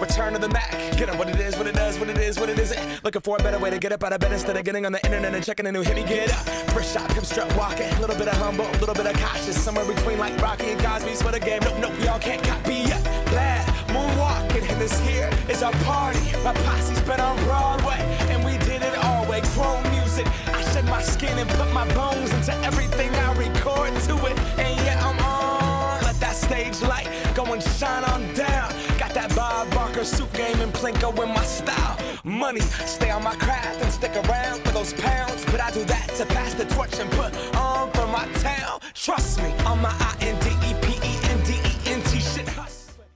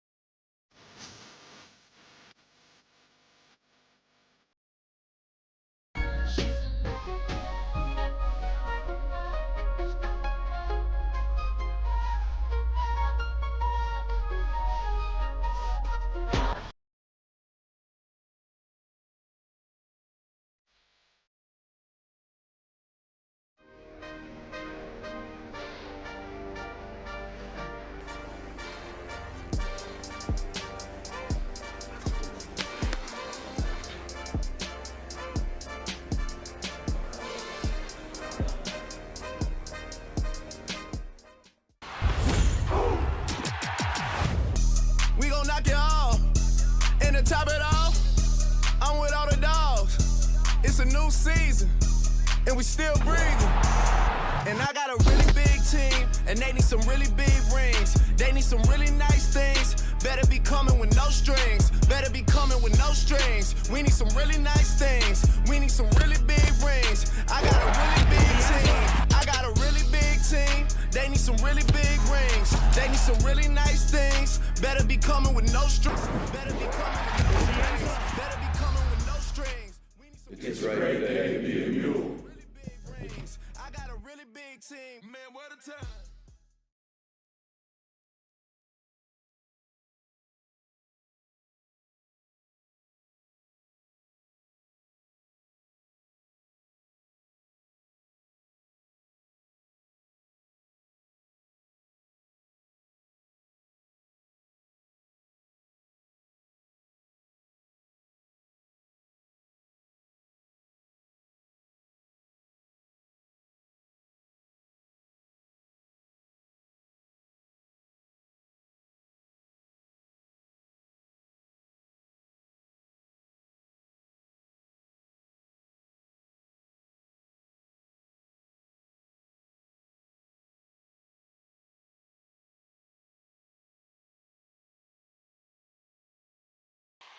Say hey, Miss Carter. Give me some.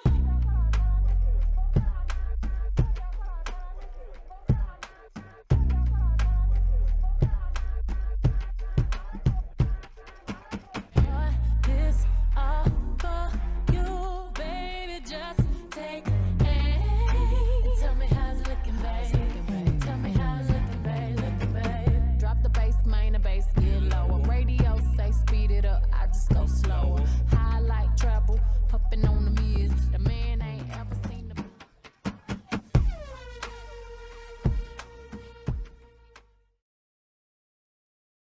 I'm living in that 21st century, doing something mean to it. Do it better than anybody you ever seen. Do it. Screams from the haters, got a nice ring to it. I guess every superhero need his theme music. No one man should have all that power. The clock's ticking, I just count the hours. Stop tripping, I'm tripping off the power. The system broken, the school's closed, the prison's open.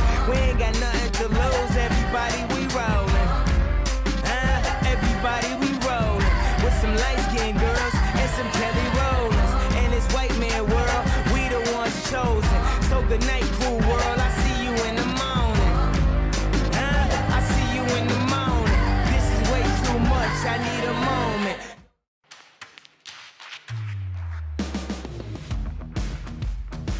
Get ready to experience the thrill of Alamo sports like you've never seen it before. Age Sports Media is your ticket to the heart-pounding action. Catch all the live coverage of Alamo Heights sports events. And exclusive insights from dedicated athletes and coaches.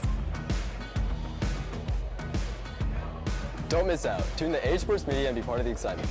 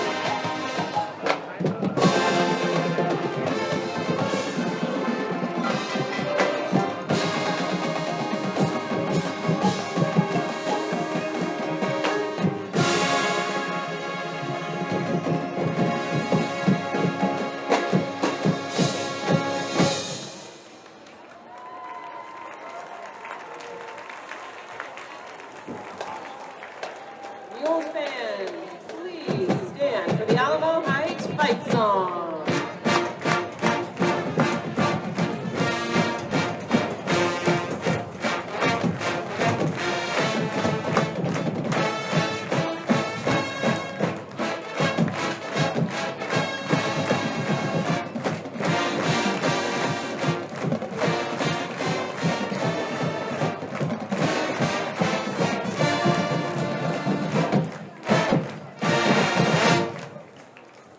Band directors for the Mighty Mule Band are David Stevenson, Matthew Moreno, Troy Chester, Yamika Sosese, Luisa Hidalgo, Megan Whitty, Hunter Stockton, and Jack Terry. The voice of the Mighty Mule Band is Dr. Andy David. Mules up!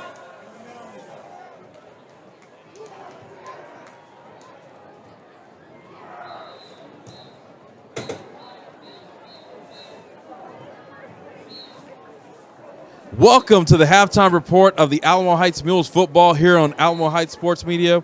We have our special guest, Joe Narvaez. He is in the building to give his analysis, but right now we have a interview with Coach Ron Ritterman. We're going to send it down to City Fry to hear what he had to say going into the half.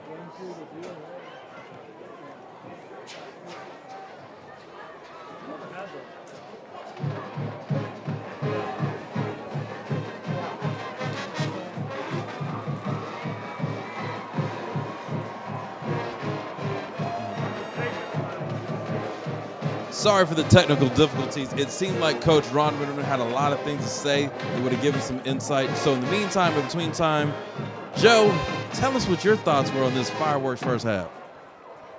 Well, I tell you what, this game has lived up to the hype. I believe it's lived up to the hype.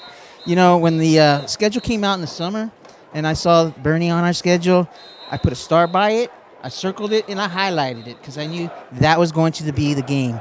You know, most publications here in the state of Texas that follow high school ball had put Boerne and Alamo Heights as either 1 and 2 in the district as far as coming in first and coming in second in the district. And in fact, a lot of publications also have these two teams going very far in the high school state playoffs. Boerne's just about 2 years removed from being in the state championship game. So, I mean, you have two high-quality teams going at it, and right now it's even. It's 21-21. First half, both teams, had their problems at times, but both teams seem to be moving the ball pretty fluidly now. What it's going to come down to, really, I believe, it's two words. You have to be disciplined, and then your emotions. You have to control your emotions because the thing that might settle this game, and you don't want it to, is turnovers, which we haven't had in the first half, thank God. But then you also penalties.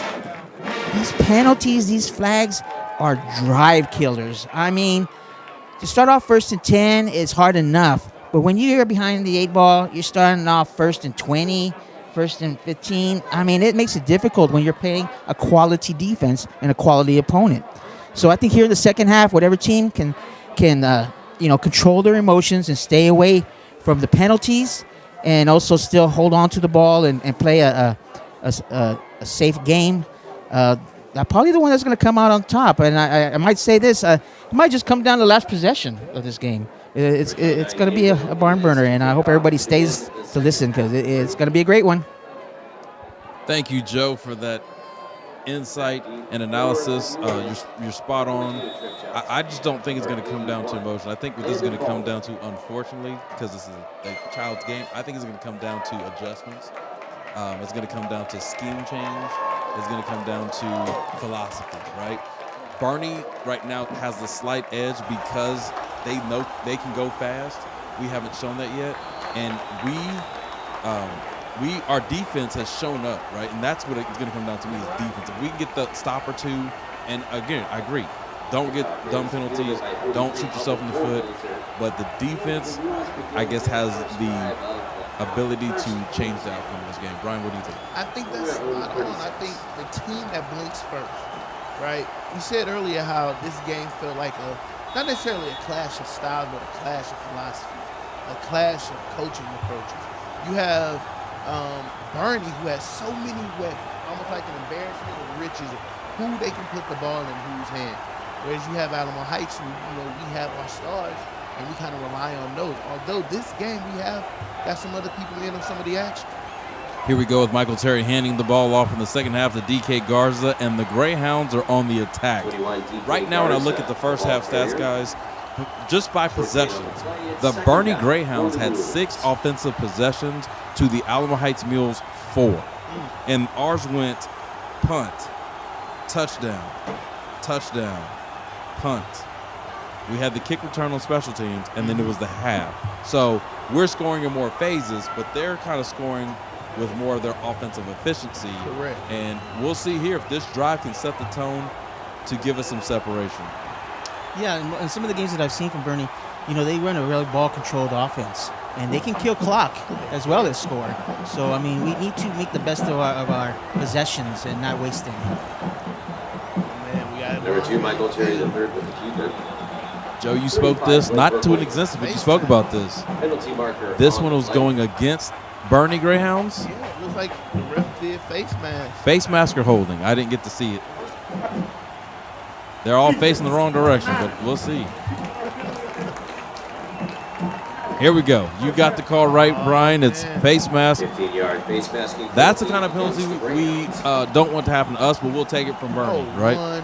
That advances the ball up to the That moves the ball to the Greyhound 46, and that's 46, sorry. Bulls first down.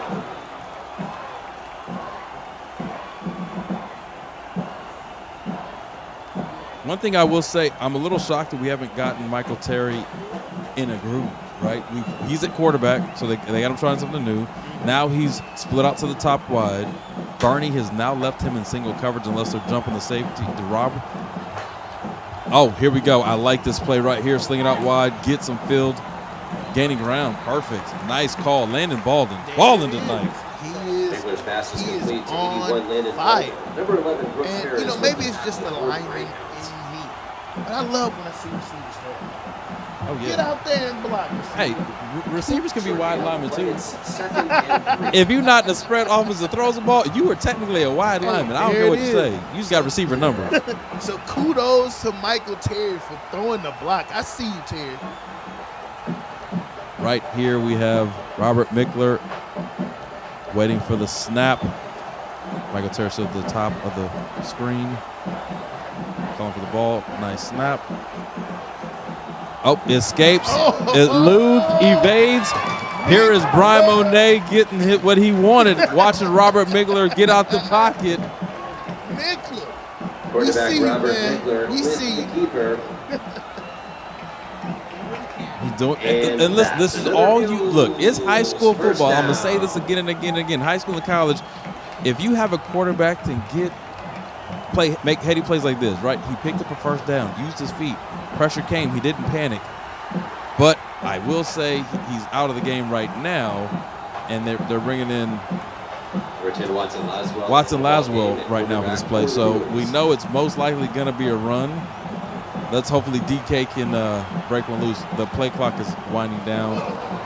Snap is crazy, and I don't know if we recovered it. Yeah, we did, DK. Oh, man. The roller coaster of emotions when it comes to high school football. But these are things you don't expect to see in week 5, right? But we're seeing them. We're dealing with them. That's second down. This was definitely a Paulo Abdul move. 2 steps forward, 2 steps back. Goodness gracious. So that brings up a whopping 2nd down and 21 from the Boerne Greyhounds 42-yard line. We're still in good shape here. As we always say, you can't get all back at once. So that's good. So the good chance there's a pass in this situation. Play clock is worrying me here as it gets down. Nice pass and catch. I hear it late, but we'll take it. That's Hunt Conger on the reception. The pass is complete to number 8, Hunt Conger for the Bulls. Yard plays in the book. You got to get chunks.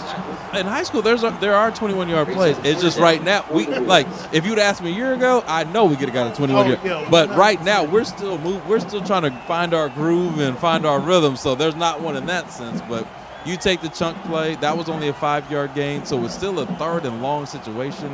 The only benefit is that we're not in our territory.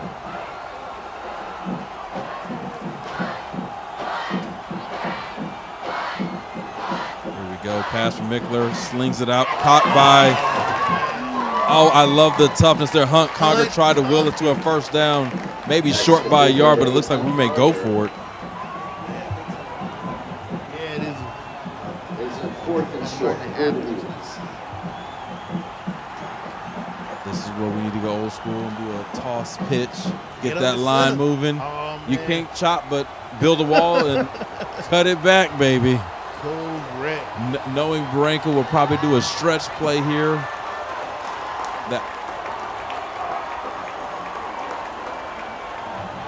Wild. Yes, you can hear the fans. I think they have 20 men on the field for Boerne or for us. Timeout, Alamo Heights, their first of the 2nd half. A timeout was called.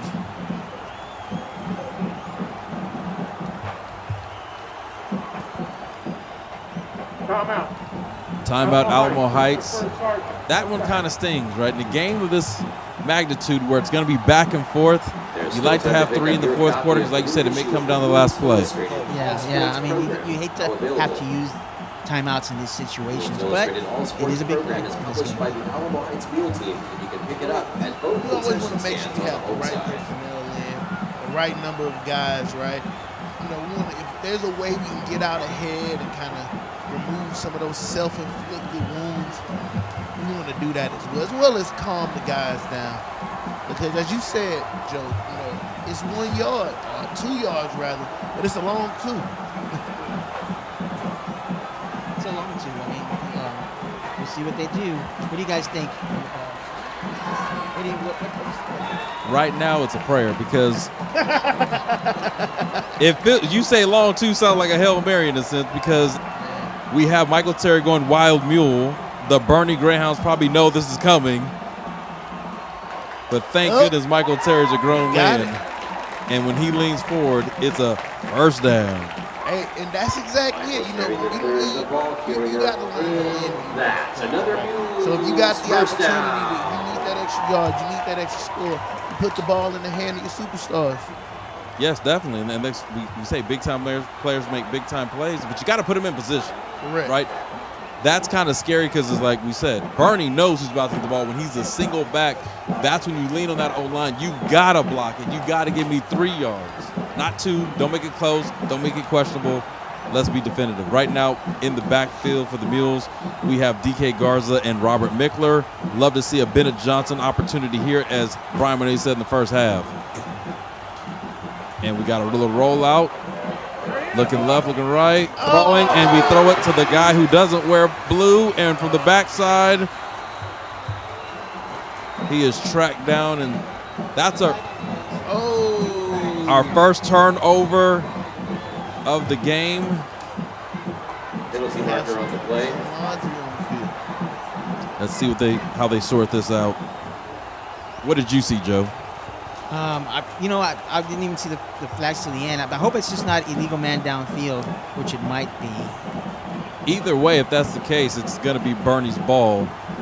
Going to return. Oh, was that Personal foul, blindside block, interception team.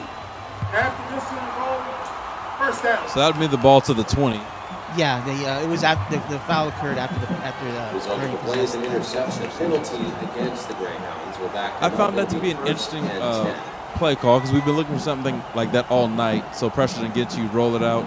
It just was a decision where Mickler probably didn't see the defender. He was probably hiding on the boundary side and then popped out in his vision. Learn from it. Defense, they're up. They got to make a stop right now with 7 minutes and 11 seconds remaining here in the third quarter. It will be 1st and 10 from the 9-yard line for the Bernie Greyhounds. Last time we saw the Bernie Greyhounds out, they were gashing us with the run, 9 yards at a time, and then they would find a receiver for 9 yards or more, 17 yards. So we need to stop here from our defenders. Ball is stretched out and chopped down by Ryan Stead. Superman, Mighty Mouse. You pick one, he was the man on the man. Loss on the play, it's second down. I hope this is not what the second half is marred with, is a bunch of penalties. Yeah, it looks like it's against Bernie. I don't know exactly. I would decline this penalty. They lost yards. Get it to second down. You're already on their 9. You don't win anything by going first and half the distance of the goal, which would put them at 1st and 14. Legal block in the back. Offense. It is declined. Good call. Good call. Yes. Exactly right, Fields. I mean, this isn't a team you want to give any extra guys to, because it doesn't really take much. No. For them. You want a long Penalty distance, declined, it's second make down. it a predictable passing down. It helps you align your defense the right way. Here we go. Bernie with the come with the pass, ball deep, and got to show. You don't have to show head, but you don't want to interfere, and that is Trip Johnson on the coverage. Looks like it was number 12, Matthew Garrison was the target. That I don't want to say it was uncharacteristic of Bernie, but it kind of was. But it was second down and 12. Normally they throw something closer to the sideline, hope they get some yak. It's third down. But it seems like they draw a lot of strength for their rhythm, right? If they can get into a rhythm and start alternating those passes, those runs, those different types of formation, they find a lot of strength in that. Looks like Empty backfield. Hank Hendricks looking deep, throws the ball wide side of the field. Ball's caught and tackled down. It looks like a 6-yard gain. That will put them at 4th down and 6. I know they went aggressive in the first half, but this may be a time where the punter must come on. And this is where you have to hope Alamo Heights special teams is special. Oh, yeah, we could use definitely a good run here to get us in good field position. You want field position? I want a touchdown. Don't call it greed. Just call it, hey, we're at 21-21 because we had the kickoff return.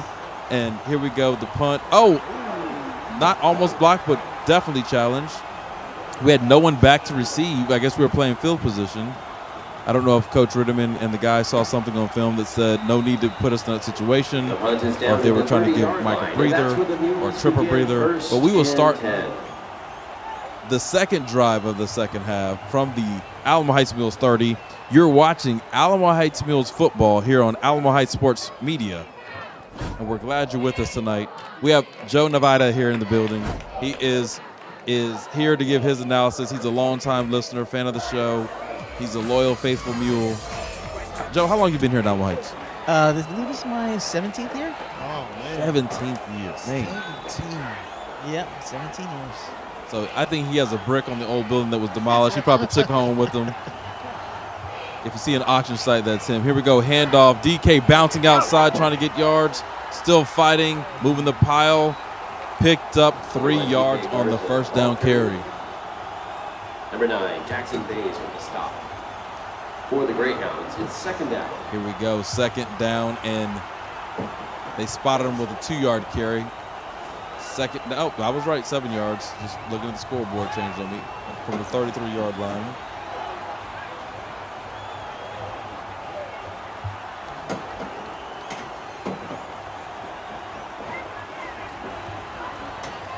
Robert Mickler's in. We have twins right. Pro formation. Either run or pass here on 2nd and 7. Ball's thrown, whipped out. Conger gets the ball. Catch. Oh, short by a yard. It will be 3rd down and 1. Hunt Conger on the catch. What'd you like about that play, Brian? What a heads-up reception by Hunt Conger. Way to keep his eyes downfield. Great field awareness, right? And great selection by Robert Mickler, showing that he's back. He's in a rhythm, right? So it's definitely nice to see our offense open up the playbook a little bit with the passes. That's definitely the spark plug we'll need right here. It's 3rd down and 1. Obvious, it's a rundown in most people's eyes, but let's see what Coach Branco does right here on 3rd and 1. He does hand it off, and DK does pick up the first down. He ran like a man on a mission, and we picked up more than 1 yard. We picked up a whopping 3 yards, which is going to move the chain. Yeah, this time he wasn't waiting for his blocks. He was going to do it. He was going to run over somebody to get that yard. Which is what you need in this game, right? Sometimes a nice ball control possession that ends with a kick being an extra point helps take that momentum on your side. Play good defense like you did. We avoided a huge the interception. We didn't allow them to score off of that. Here we go. Robert Mickler calling for the ball. Snap is in his hands. He's looking, he's surveying. Nice touch. He's got a receiver with a catch on the sideline, 2 feet in. And that is a big gainer, flipping the field like Flickler can. I have to say, the offensive line is giving him a good protection. I mean, he had all day back there to kind of look around and just let it go. Yes, he did. 100%. That's Landon Baldwin with the reception. That's a large reception. That's a gain of 30-plus yards. Landon Baldwin has showed up tonight. Baldwin family, get that man an ice bath, that's some salt, and whatever he wants for dinner tomorrow.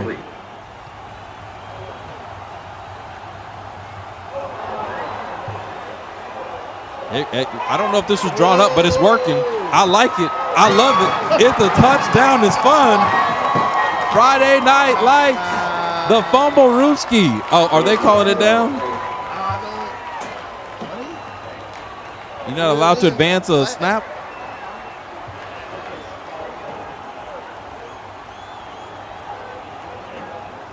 This may be a self-inflicted situation.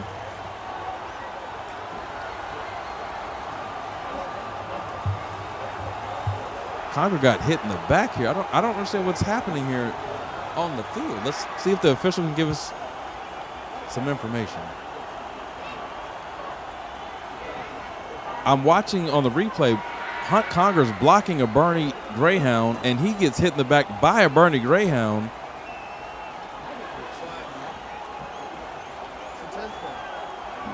Touchdown, Mules. Touchdown. Wow, DK guards him with the heads-up play. The determination, right? Determination. He's like, look, man, we need some momentum. We at home. I need a score. I'm not selling for hopping the football. Exactly. You know what, though? Those are the things you can't coach, right? Way to take something out of nothing. You know, that he took a bad situation, turned it into 6. That's the kind of play you just drop in the dirt. On the fly. Hey, and then you can kind of say later on, hey, man, that's just how I drew it up. That's exactly what I wanted. That's what I was looking for out of that play. What's funny, because we sit next to the coach, you don't hear them moan and groan like, you heard him say, fall on it, and he picks it up. It went silent because we're looking like, wait a minute, there's nobody over there. And that's why I was mentioning, like, hey, way to draw that up, coach, because Barney fell asleep at the wheel thinking, oh, they're just going to fall on it. And we took advantage. DK took advantage. Mules 27, Greyhounds 21. We're awaiting the extra point as the coaches massage Coach Hendrick's ego from the touchdown that just happened. I don't know why we're talking about it after the fact. There's no replay in high school football. On the bench, number 9, Bernie. That will be a first kickoff. So there's another personal foul on Bernie. Personal foul 6 and 9. It's going to be a force on the kickoff. So they'll be kicking off from the 30 of Bernie.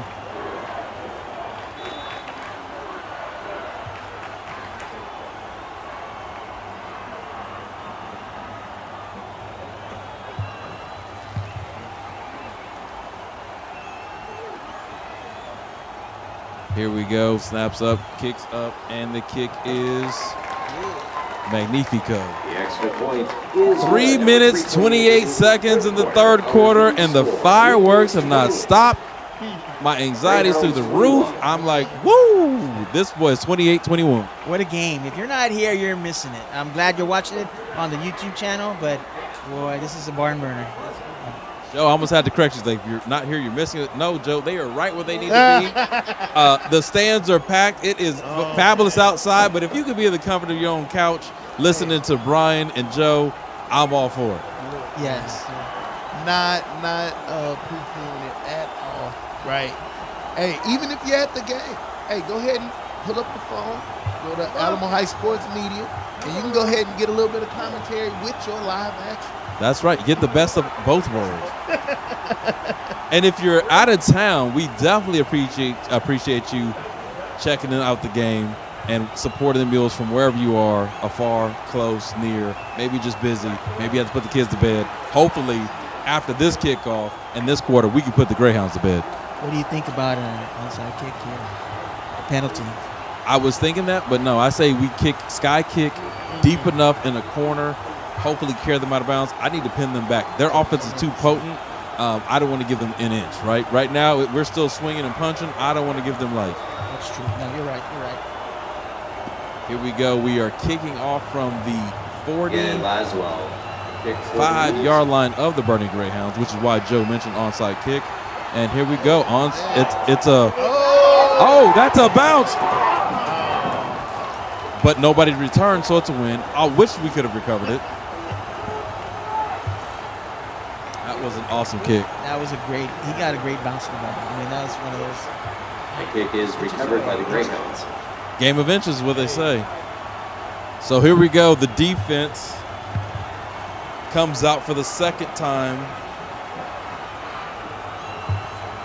in this half. Last time they forced a punt after a sudden change turnover by the offense. Let's see if they have it again to put another stop together.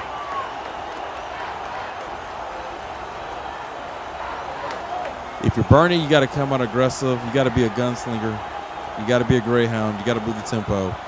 They're still in their pistol formation. Handoff to the running back, who doesn't look as shifty as he did in the first half. Picks up probably 1 to 2 yards in that play. Looks like it's the second 8 from the Bernie Greyhound 19-yard line. Make it the 21-yard line. That looks like that's their workhorse, Jeff Morris. Right? I kind of agree with you. Looks like he's not himself. Looks a little bit out of sort. He attacked that line a little timid.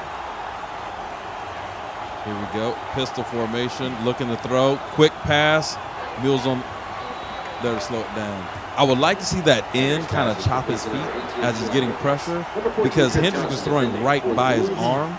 Play the ball, play the man, kind of like a basketball move. Third down. Here we go. Important third down. 3rd and 3. 3rd down and 3 from the 31-yard line. Big stop opportunity for the defense. Ball snap, ball thrown quick.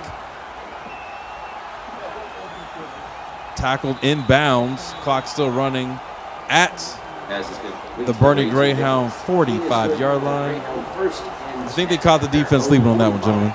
Well, yeah, when it's short yardage like that, you really need to play tight on those on the corners there because they're just looking for that little, those little 3-yard, 4-yard passes. And, yep.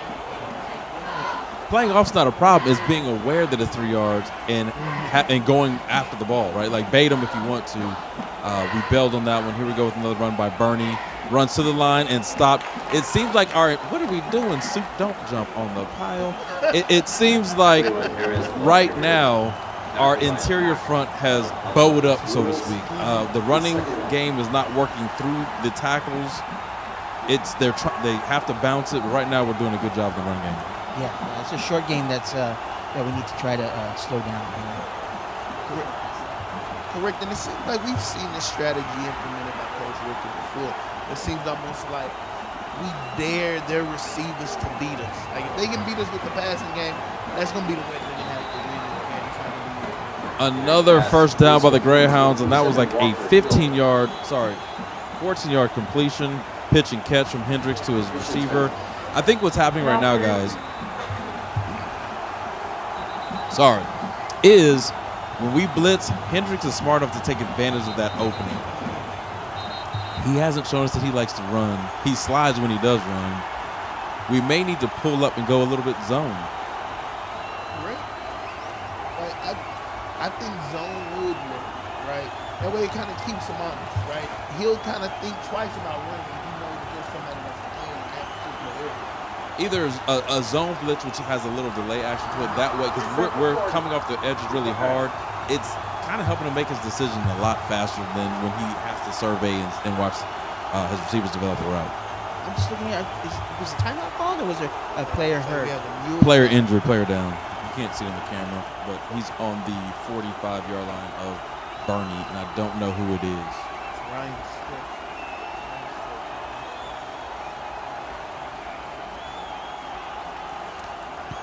Right now, we're going to go ahead and take a quick commercial break as they tend to the mule that's down on the field. After these messages, we'll be back for the remaining 1 minute and 33 seconds of the third quarter. Keep it locked. Stay right here.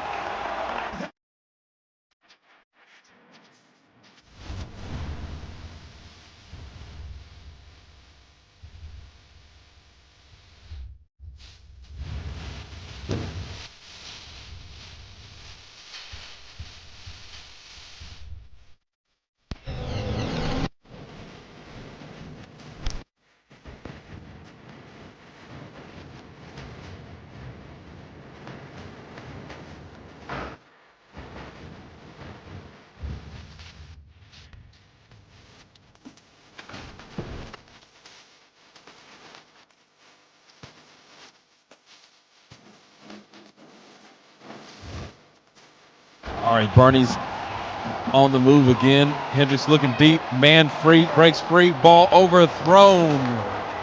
Woo! That was a nice play route for the Bernie Greyhounds. They just could not connect. Thank goodness. That was dangerous. Second down and 10. Balls on the 40, the Mules, and the Greyhounds are ready to move again. They are trying to strike quick. Ball's handed off. Big gainer, gashing the defensive front. That running back would not go down, although the official has him marked at the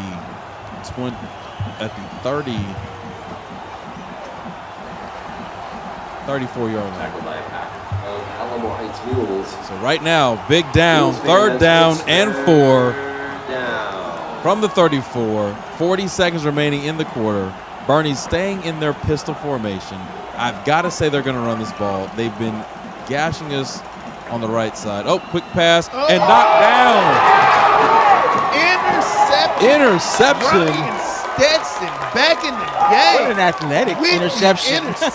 Athletic, timely, whatever you want to use. It's an interception. Hey, we used to have this thing growing up, you got to refuse to lose. And that's a refuse to lose moment. I refuse to lose.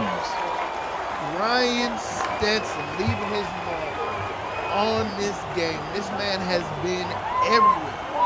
everywhere, all over the field. The ball was tipped by Sizzling Max Bacon. That's how.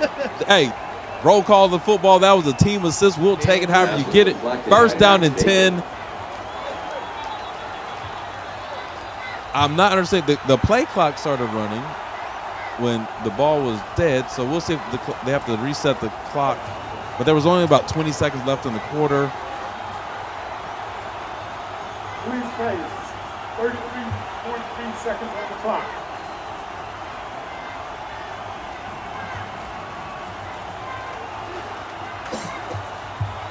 Very good.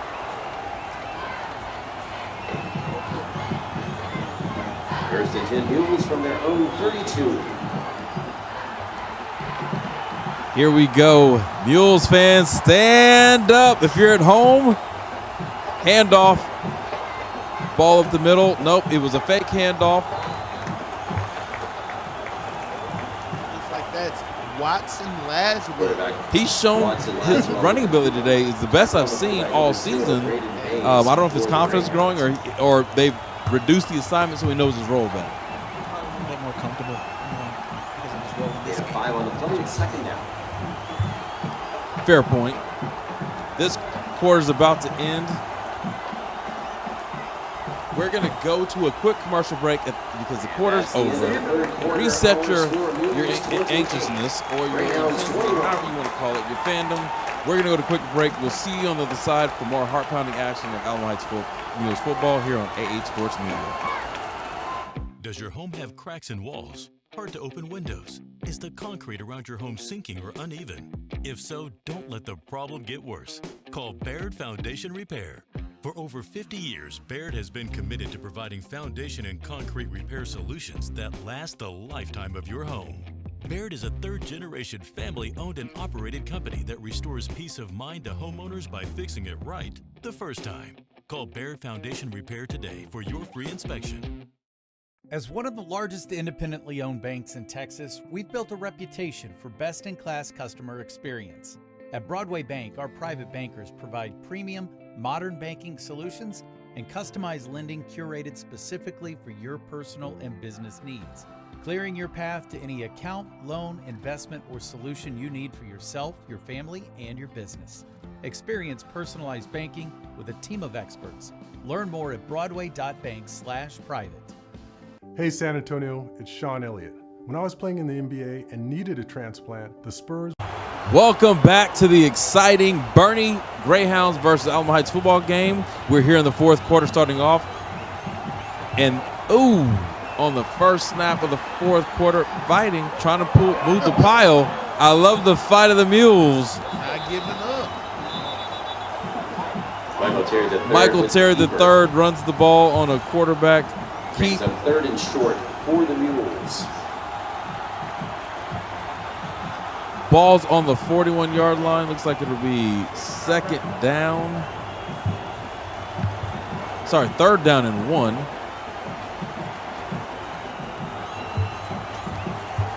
Michael Terry's been fairly quiet tonight just due to the design and the flow of the game. But you never count this man out. He's still at quarterback at this possession, so we have to factor in it's going to be a wild mill carry. We have a false start on the O-line. We went from 3rd and 1 to 3rd and 6. False start. Okay, guys. Well, I'm gonna take off and let you carry this game home, and hopefully we still got a lot more action to go. But y'all have a good weekend. And everybody out there, enjoy the rest of this game. Thank you, Joe, for stopping by as usual. You have a great weekend. Enjoy the rest of the game out there with the Fanatics, the Alamo Heights Mules Fanatics.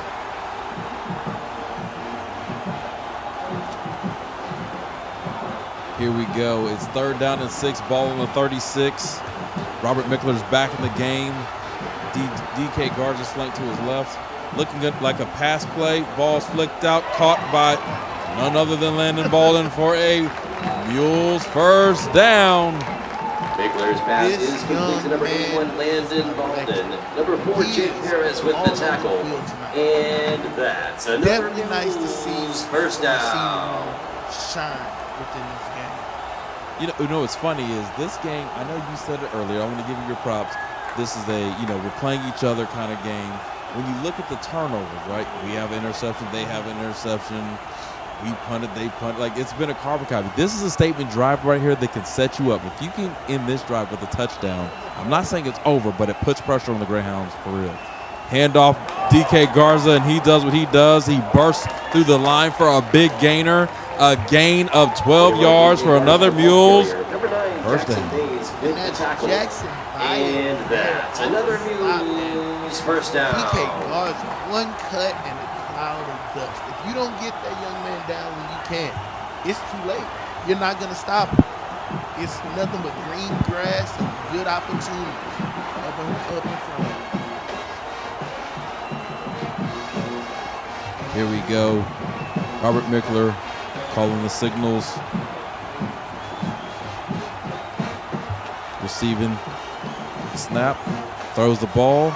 Caught over the middle by Landon Baldwin. He is balling out of control today, and I love it. That's another Mules first down. Moving the chain. This is the, I don't want to jinx it, but I got to say, this is the best movement from the offense the whole game. 100%. Listen, 3 back-to-back first downs. Ball's on the 30, 8 minutes and 57 seconds remaining in the fourth quarter.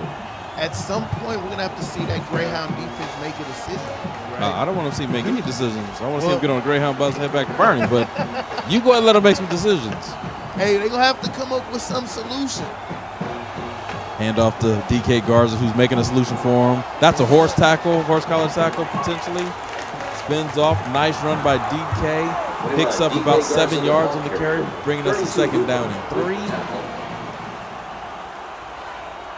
And the Mules on the play at second and 2 for the Mules. 8-yard gain, second down and 2. Ball on the 22. Clock is ticking.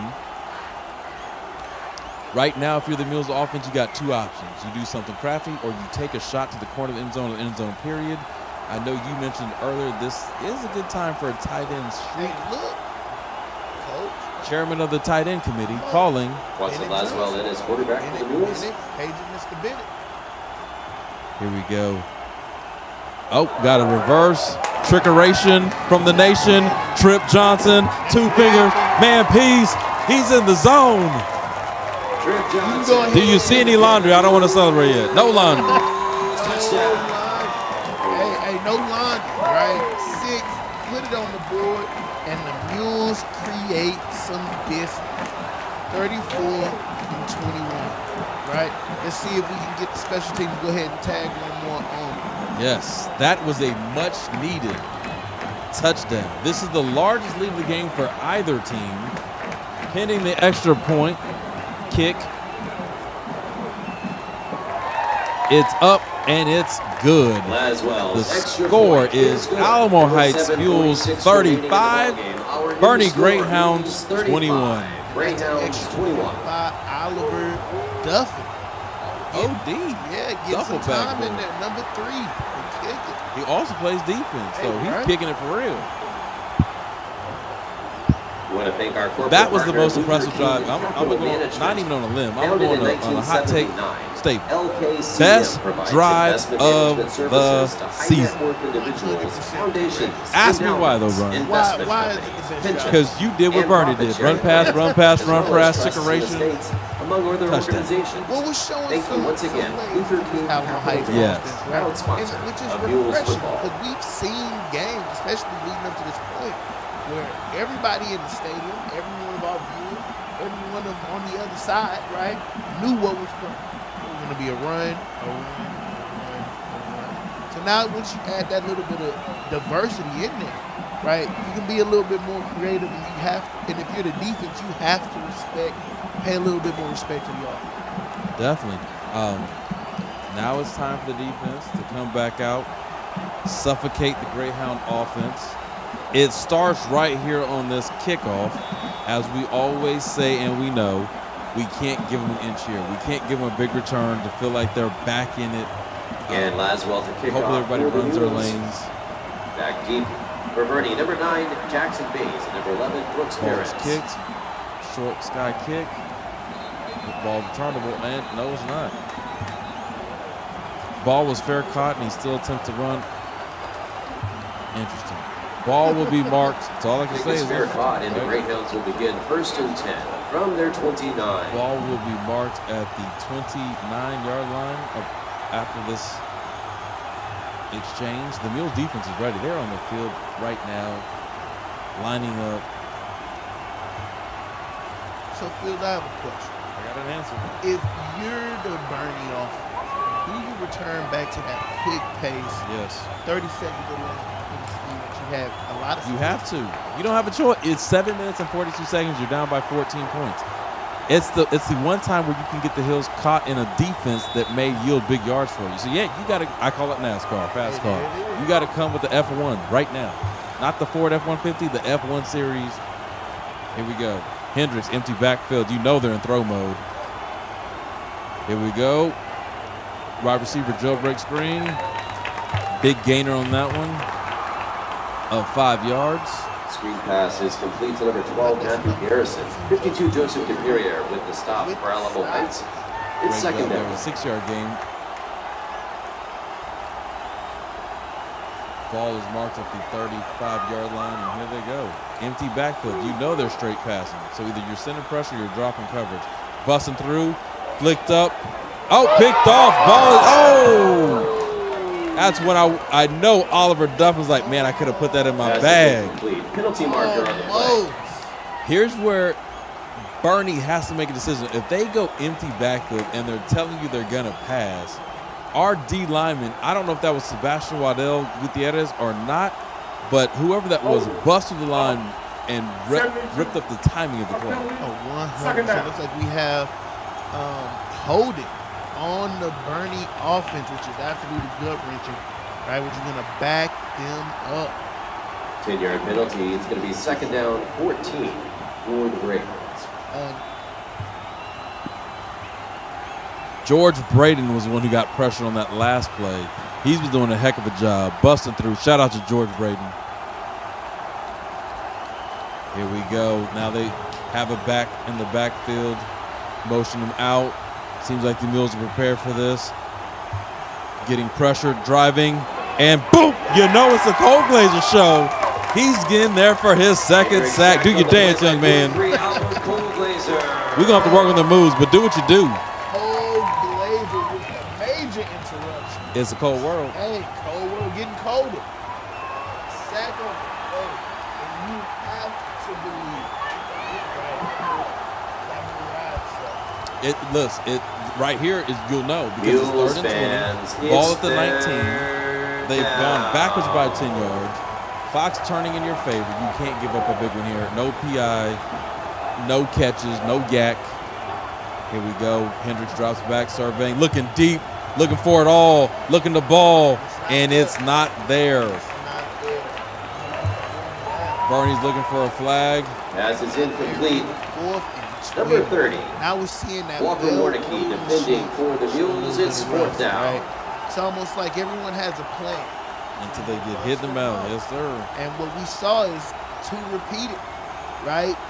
Punches in the mouth, and unfortunately that Bernie offense has no response. Yes, right now, another strategy by Ron Riddle is keeping the punt returner off the field, playing for the fake. So here we go. Ball's punted. It is bouncing in the favor of the Bernie Greyhounds. Now it's favoring of the Mules. Ball's to be about the 30-yard line of the Alamo Heights Mules. And that's where they will take over. Mules begin 6 minutes, 6 seconds. 31. This epic ball game has been epic if you're a Mules fan in the second half, because they're a plus 14 in the second half, shutting out the Greyhounds with the ball back at the 31-yard line. Brian, how do you feel right now? What's the move? Run, train the clock, or do you still stay aggressive? Harlandale Stadium next Friday night. Right, because this is a team, well, the Bernie Greyhounds is a team that can score fast, right? 14 points. I mean, yeah, there's the clock that's playing a factor there, but they can get 7. Right, and then once they get 7, it's a brand new game. So you want to keep your feet on their throat. Here we go. Michael Terry with the carry. Michael Terry busts to the line, moving the pile. Michael Terry with a tough run. Yes, sir. Number 2, Michael Terry the third with the carry. Gain of 6 on the play. It's 2nd and 4. 6-yard pickup there. That's what you need. Positive yardage on first down. Making it a manageable 2nd or 3rd down. Keeping the clock running. Keep churning. Tick, tick, tick. As that clock continues to wind down, that monster in the corner is bigger and bigger. Go. Play clock's at 10. 5 minutes and 20 seconds remaining. You're watching Alamo Heights Mills football here on A8 Sports Media. Your passion, our coverage for heart-pounding action keeps it alive.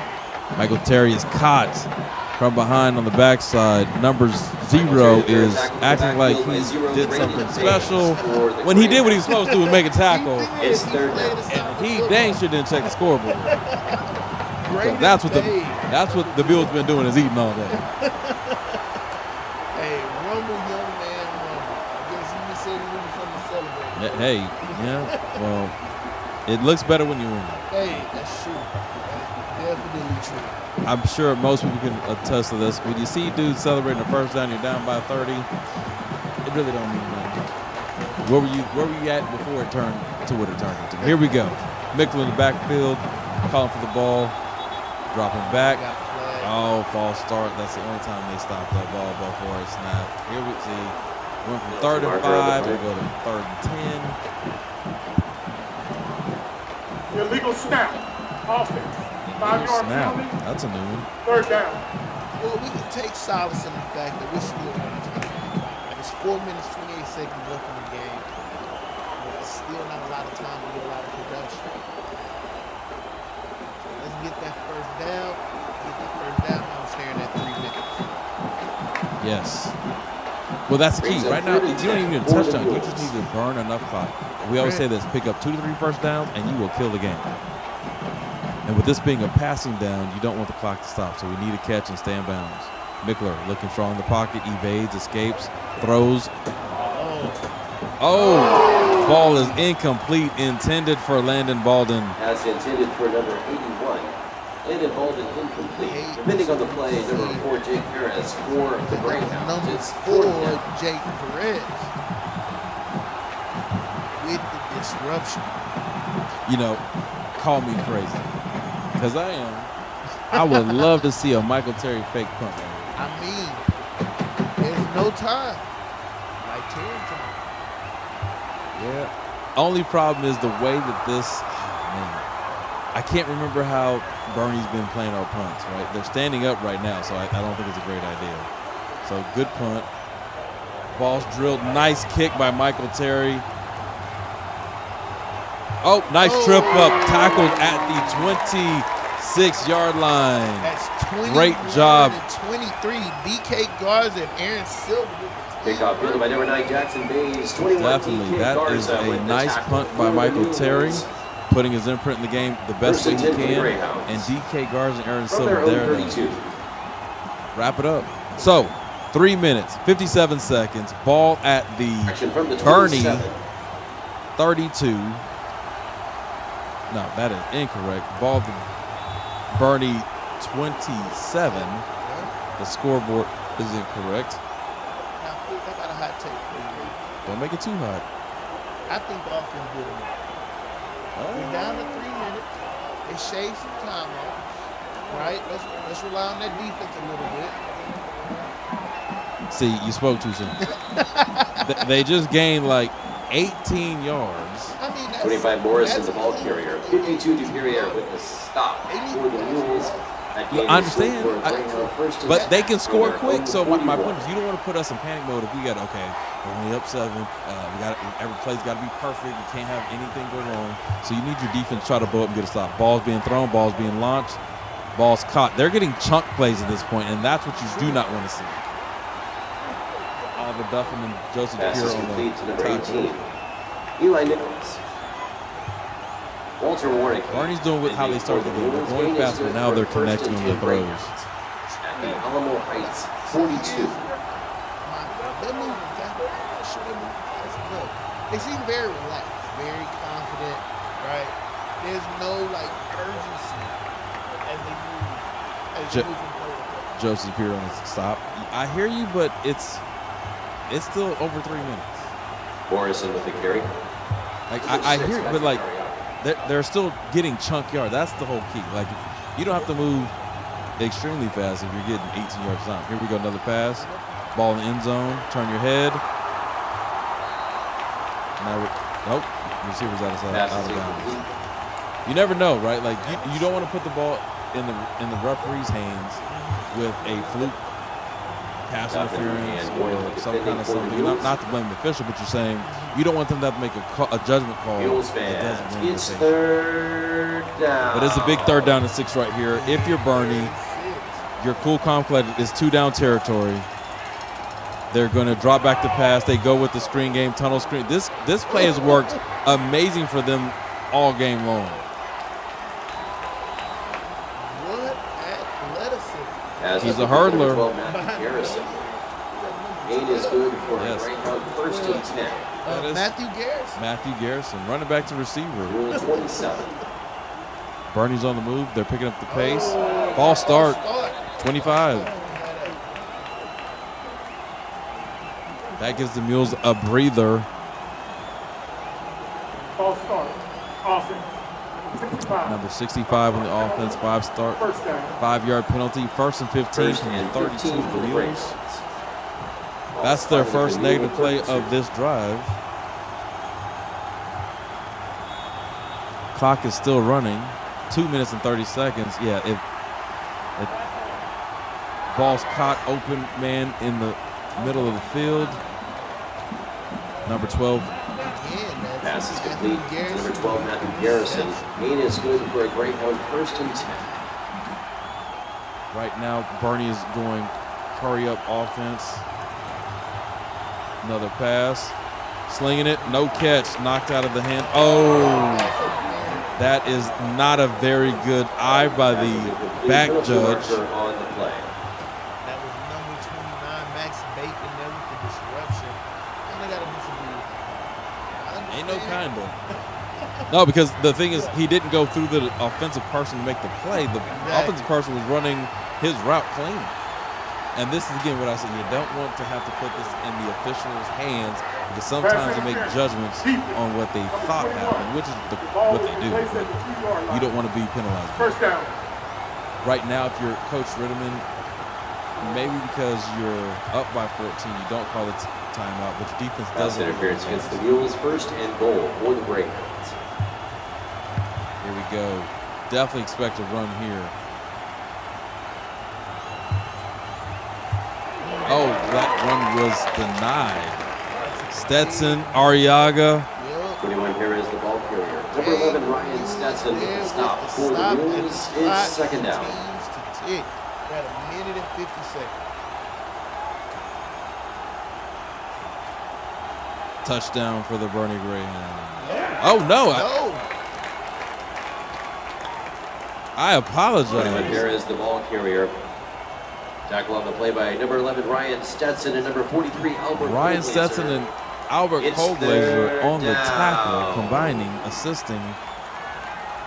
If they can get a stand here, this would be historic. Oh, and there it goes. They ran off tackle this time. And that's Ivan Perez with the 6. This is why it was important to get that 14-point touchdown. You knew Bernie has the capability to drive the field and catch us and win, right? Like they had exactly 1, 2, 3, 4 big plays in a row that were big gainers. Extra points up, and it's good. That puts the score at Alamo Heights 35, Bernie High 28, 1 minute, 17 seconds left of this heart-pounding action here on AH Sports Media. Don't go anywhere. Stay right here. Stay right here to watch the end of this game. It's going to be epic. We'll see you in 30 seconds.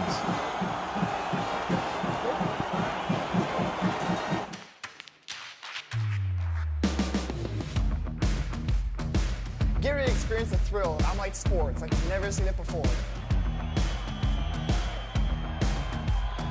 AH Sports Media is your ticket to the heart-pounding action. Catch all the live coverage of Alamo Heights sports events.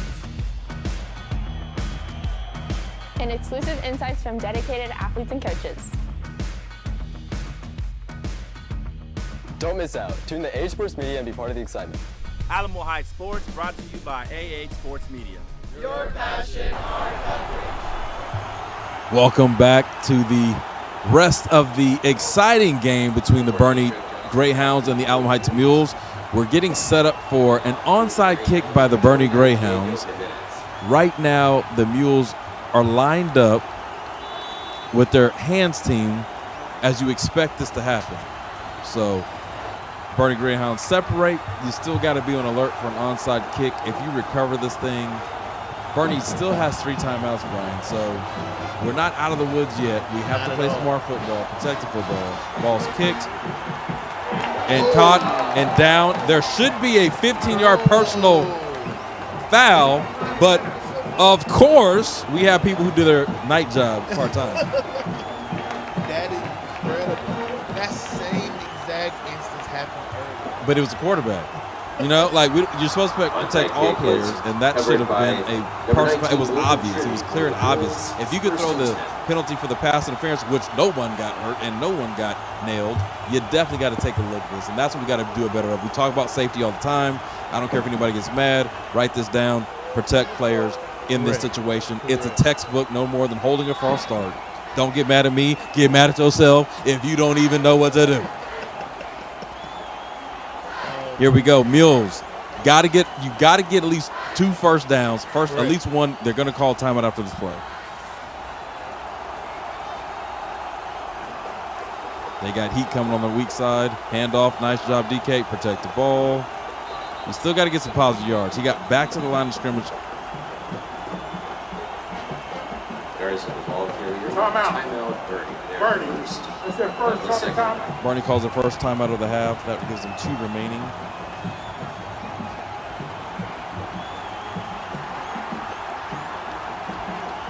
In this case right now, you know they're loading up the box. They're trying to protect anything in between the tackles. This is old school. I hate to call it, but this is what you can tell sweet. It's elongated run. You get the D-line moving east to west, not north and south. And then with the back like DK, it's a one cut and a crack in the crease. 2 fingers, man, please. He's in the end zone. We all jumping up, hitting the bus. Hey, look, man, I hear you. As the official president of the Make Fullback Great Again Committee, as well as the chairman of the tight end board, right? I am more partial to those old school sweeps and vibes, man. Look, there's something to it. I don't see a problem. I think that would be just what the board. We ain't talking about Dr. Pepper either. Talking about Dr. Football here on AH Sports Media as we're covering the Alamo Heights Mules versus Boerne Greyhound district opening game. It has been nothing less than spectacular. It's been everything this heavyweight fight has been built up to be. And right now, the momentum is in favor of the Alamo Heights Mules, but they have to still handle business to close the door in this game. 1 minute, 12 seconds in the shotgun. Robert Mickler calls for the ball. Hands it off to DK Garza. He gets up the field. And you know what?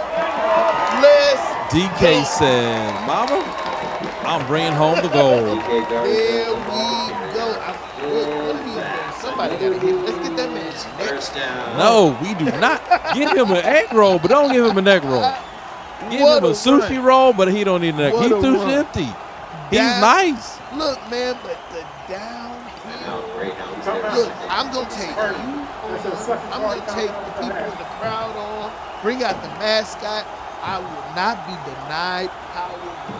Love to see it. But it started with the trenches. The O-line did a great job of giving him the opportunity. Sometimes when the other team calls timeout, it helps the other team too. 100%. And clearly in that case, Coach Nerio, who's the O-line coach, Coach Dolan, they must have said something to the big boys. Hey, right here, right now. They go by this thing called chop. They probably said not pork chop, but chop. We need this first down. Come on. And I say this affectionately. Woo pig suited to the hogs up front. Let's go. Win the battle in the trenches. And our offensive line has done a great job of establishing dominance, right? Yes. Great job. And you look, Boerne's D-line is no slouch. Oh, no. Not so our O-line rose to the occasion, and that's all you can ask for. is rise to the occasion. Timeout. Alamo Heights. That's a second charge timeout at the half. Right now, Alamo Heights just called a timeout, which, again, this has to be a good coaching point that Coach Redmond has going on here, or maybe he had second timeout of the second half. Maybe he just wanted to see what was happening. Here we go. We're going to take a quick commercial break as they talk things over, and we'll catch you on the side of this 30-second break.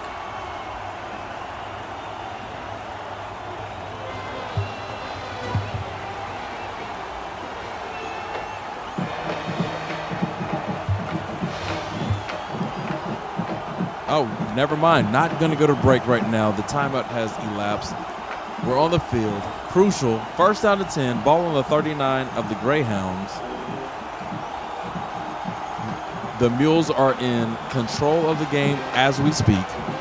The goal here is not to turn it over and not to go backwards. Boerne has one timeout remaining. If they get one more first down, it's definitely older. Oh. Once again. So we got laundry on the field.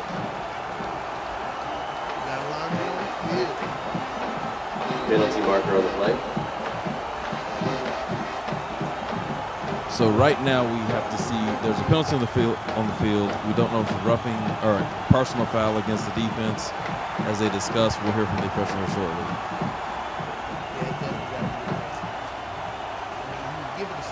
Hit ball, personal foul, unnecessary bucket.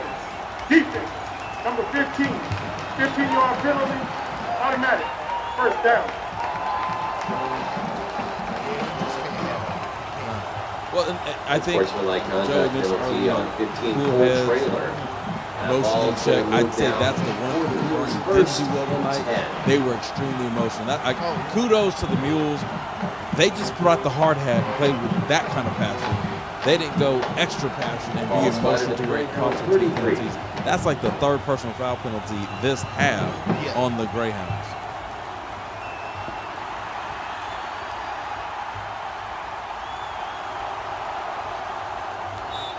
Robert Mickler takes the knee. This game is all said and done. The Mules take sole possession of first place as of right now in District 13. This was a big win for them for a myriad of reasons. If you don't know, the Mules have been in a district where they just steamrolled and dominated, but now they're in a district where they know they have to bring their hard hat, they have to sharpen their saw, they have to bring their A game, they can't have any lapses, and for them, this was a measure of the moment of where are we going and where we're at, and kudos to Ron Rudderman, Mike, and staff on the win tonight. And for those of you who joined us, thank you for keeping it here. Stay tuned. We should have interviews with Coach Risman post-game, so please stick to it. We'll take a quick break until we get to that interview. We'll see you in just a few.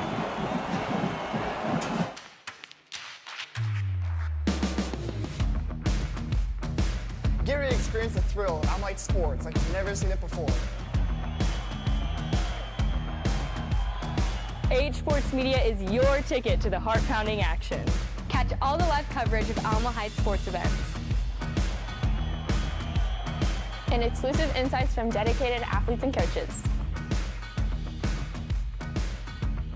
Don't miss out. Tune to AH Sports Media and be part of the excitement. Alamo Heights Sports brought to you by AH Sports Media. Your passion, our coverage.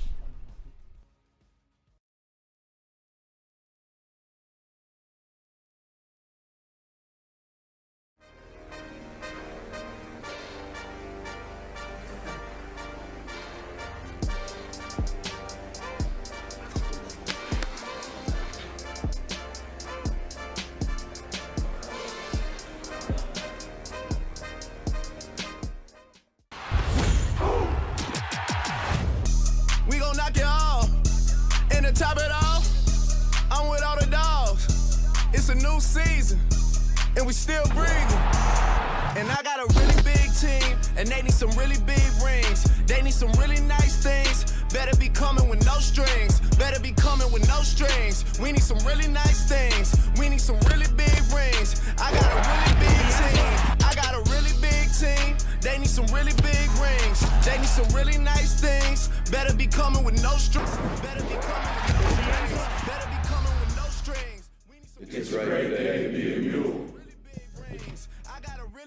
team. Man, what a time. Welcome back. Before we wrap up our coverage for this exciting game, we were going to head down to Coach Ron Ritterman, but he's tied up right now congratulating his team on a victory. What we want to do is give our shout out to the player of the game. Listen, we hate to single any one player out, but tonight it was evident. The entire Mules team brought their heart, their will, and their desire to win, but one guy stood up above them all, and that is Landon Baldwin, sophomore wide receiver of the Mules. He was clutch. 100%. Big time players make big plays in big moments, and Landon Baldwin rose to the occasion. Kudos to the sophomore. Yeah. Can't wait to see him do more as the season progresses. Definitely. And with that being said, don't forget our next game will be next Friday, October the 4th at 7 p.m. We'll be playing the Harlandale Indians at Harlandale Memorial Stadium. Keep it locked. We may have a surprise where you hear from us over there. Don't want to let the cat out the bag, but we'll keep you posted. We want to thank you for joining us for another exciting game of Alamo Heights Mules football here on A8 Sports Media. It's been a thrilling match showcasing the heart and determination of our Mules. Remember, whether it's a win or a loss, we stand proud behind our team. Stay tuned for more updates and coverage throughout the season. This game was brought to you by the hardworking members of the sports media team, led by Director John Munoz, Callie Schoenbaum, David Patton, Christian Villarreal. Until next time, keep the spirit alive and support our Mules. This is LaRhon Fields. He's Brian Monet signing off. Your passion, our coverage. A Sports Media. Until we see you again, peace.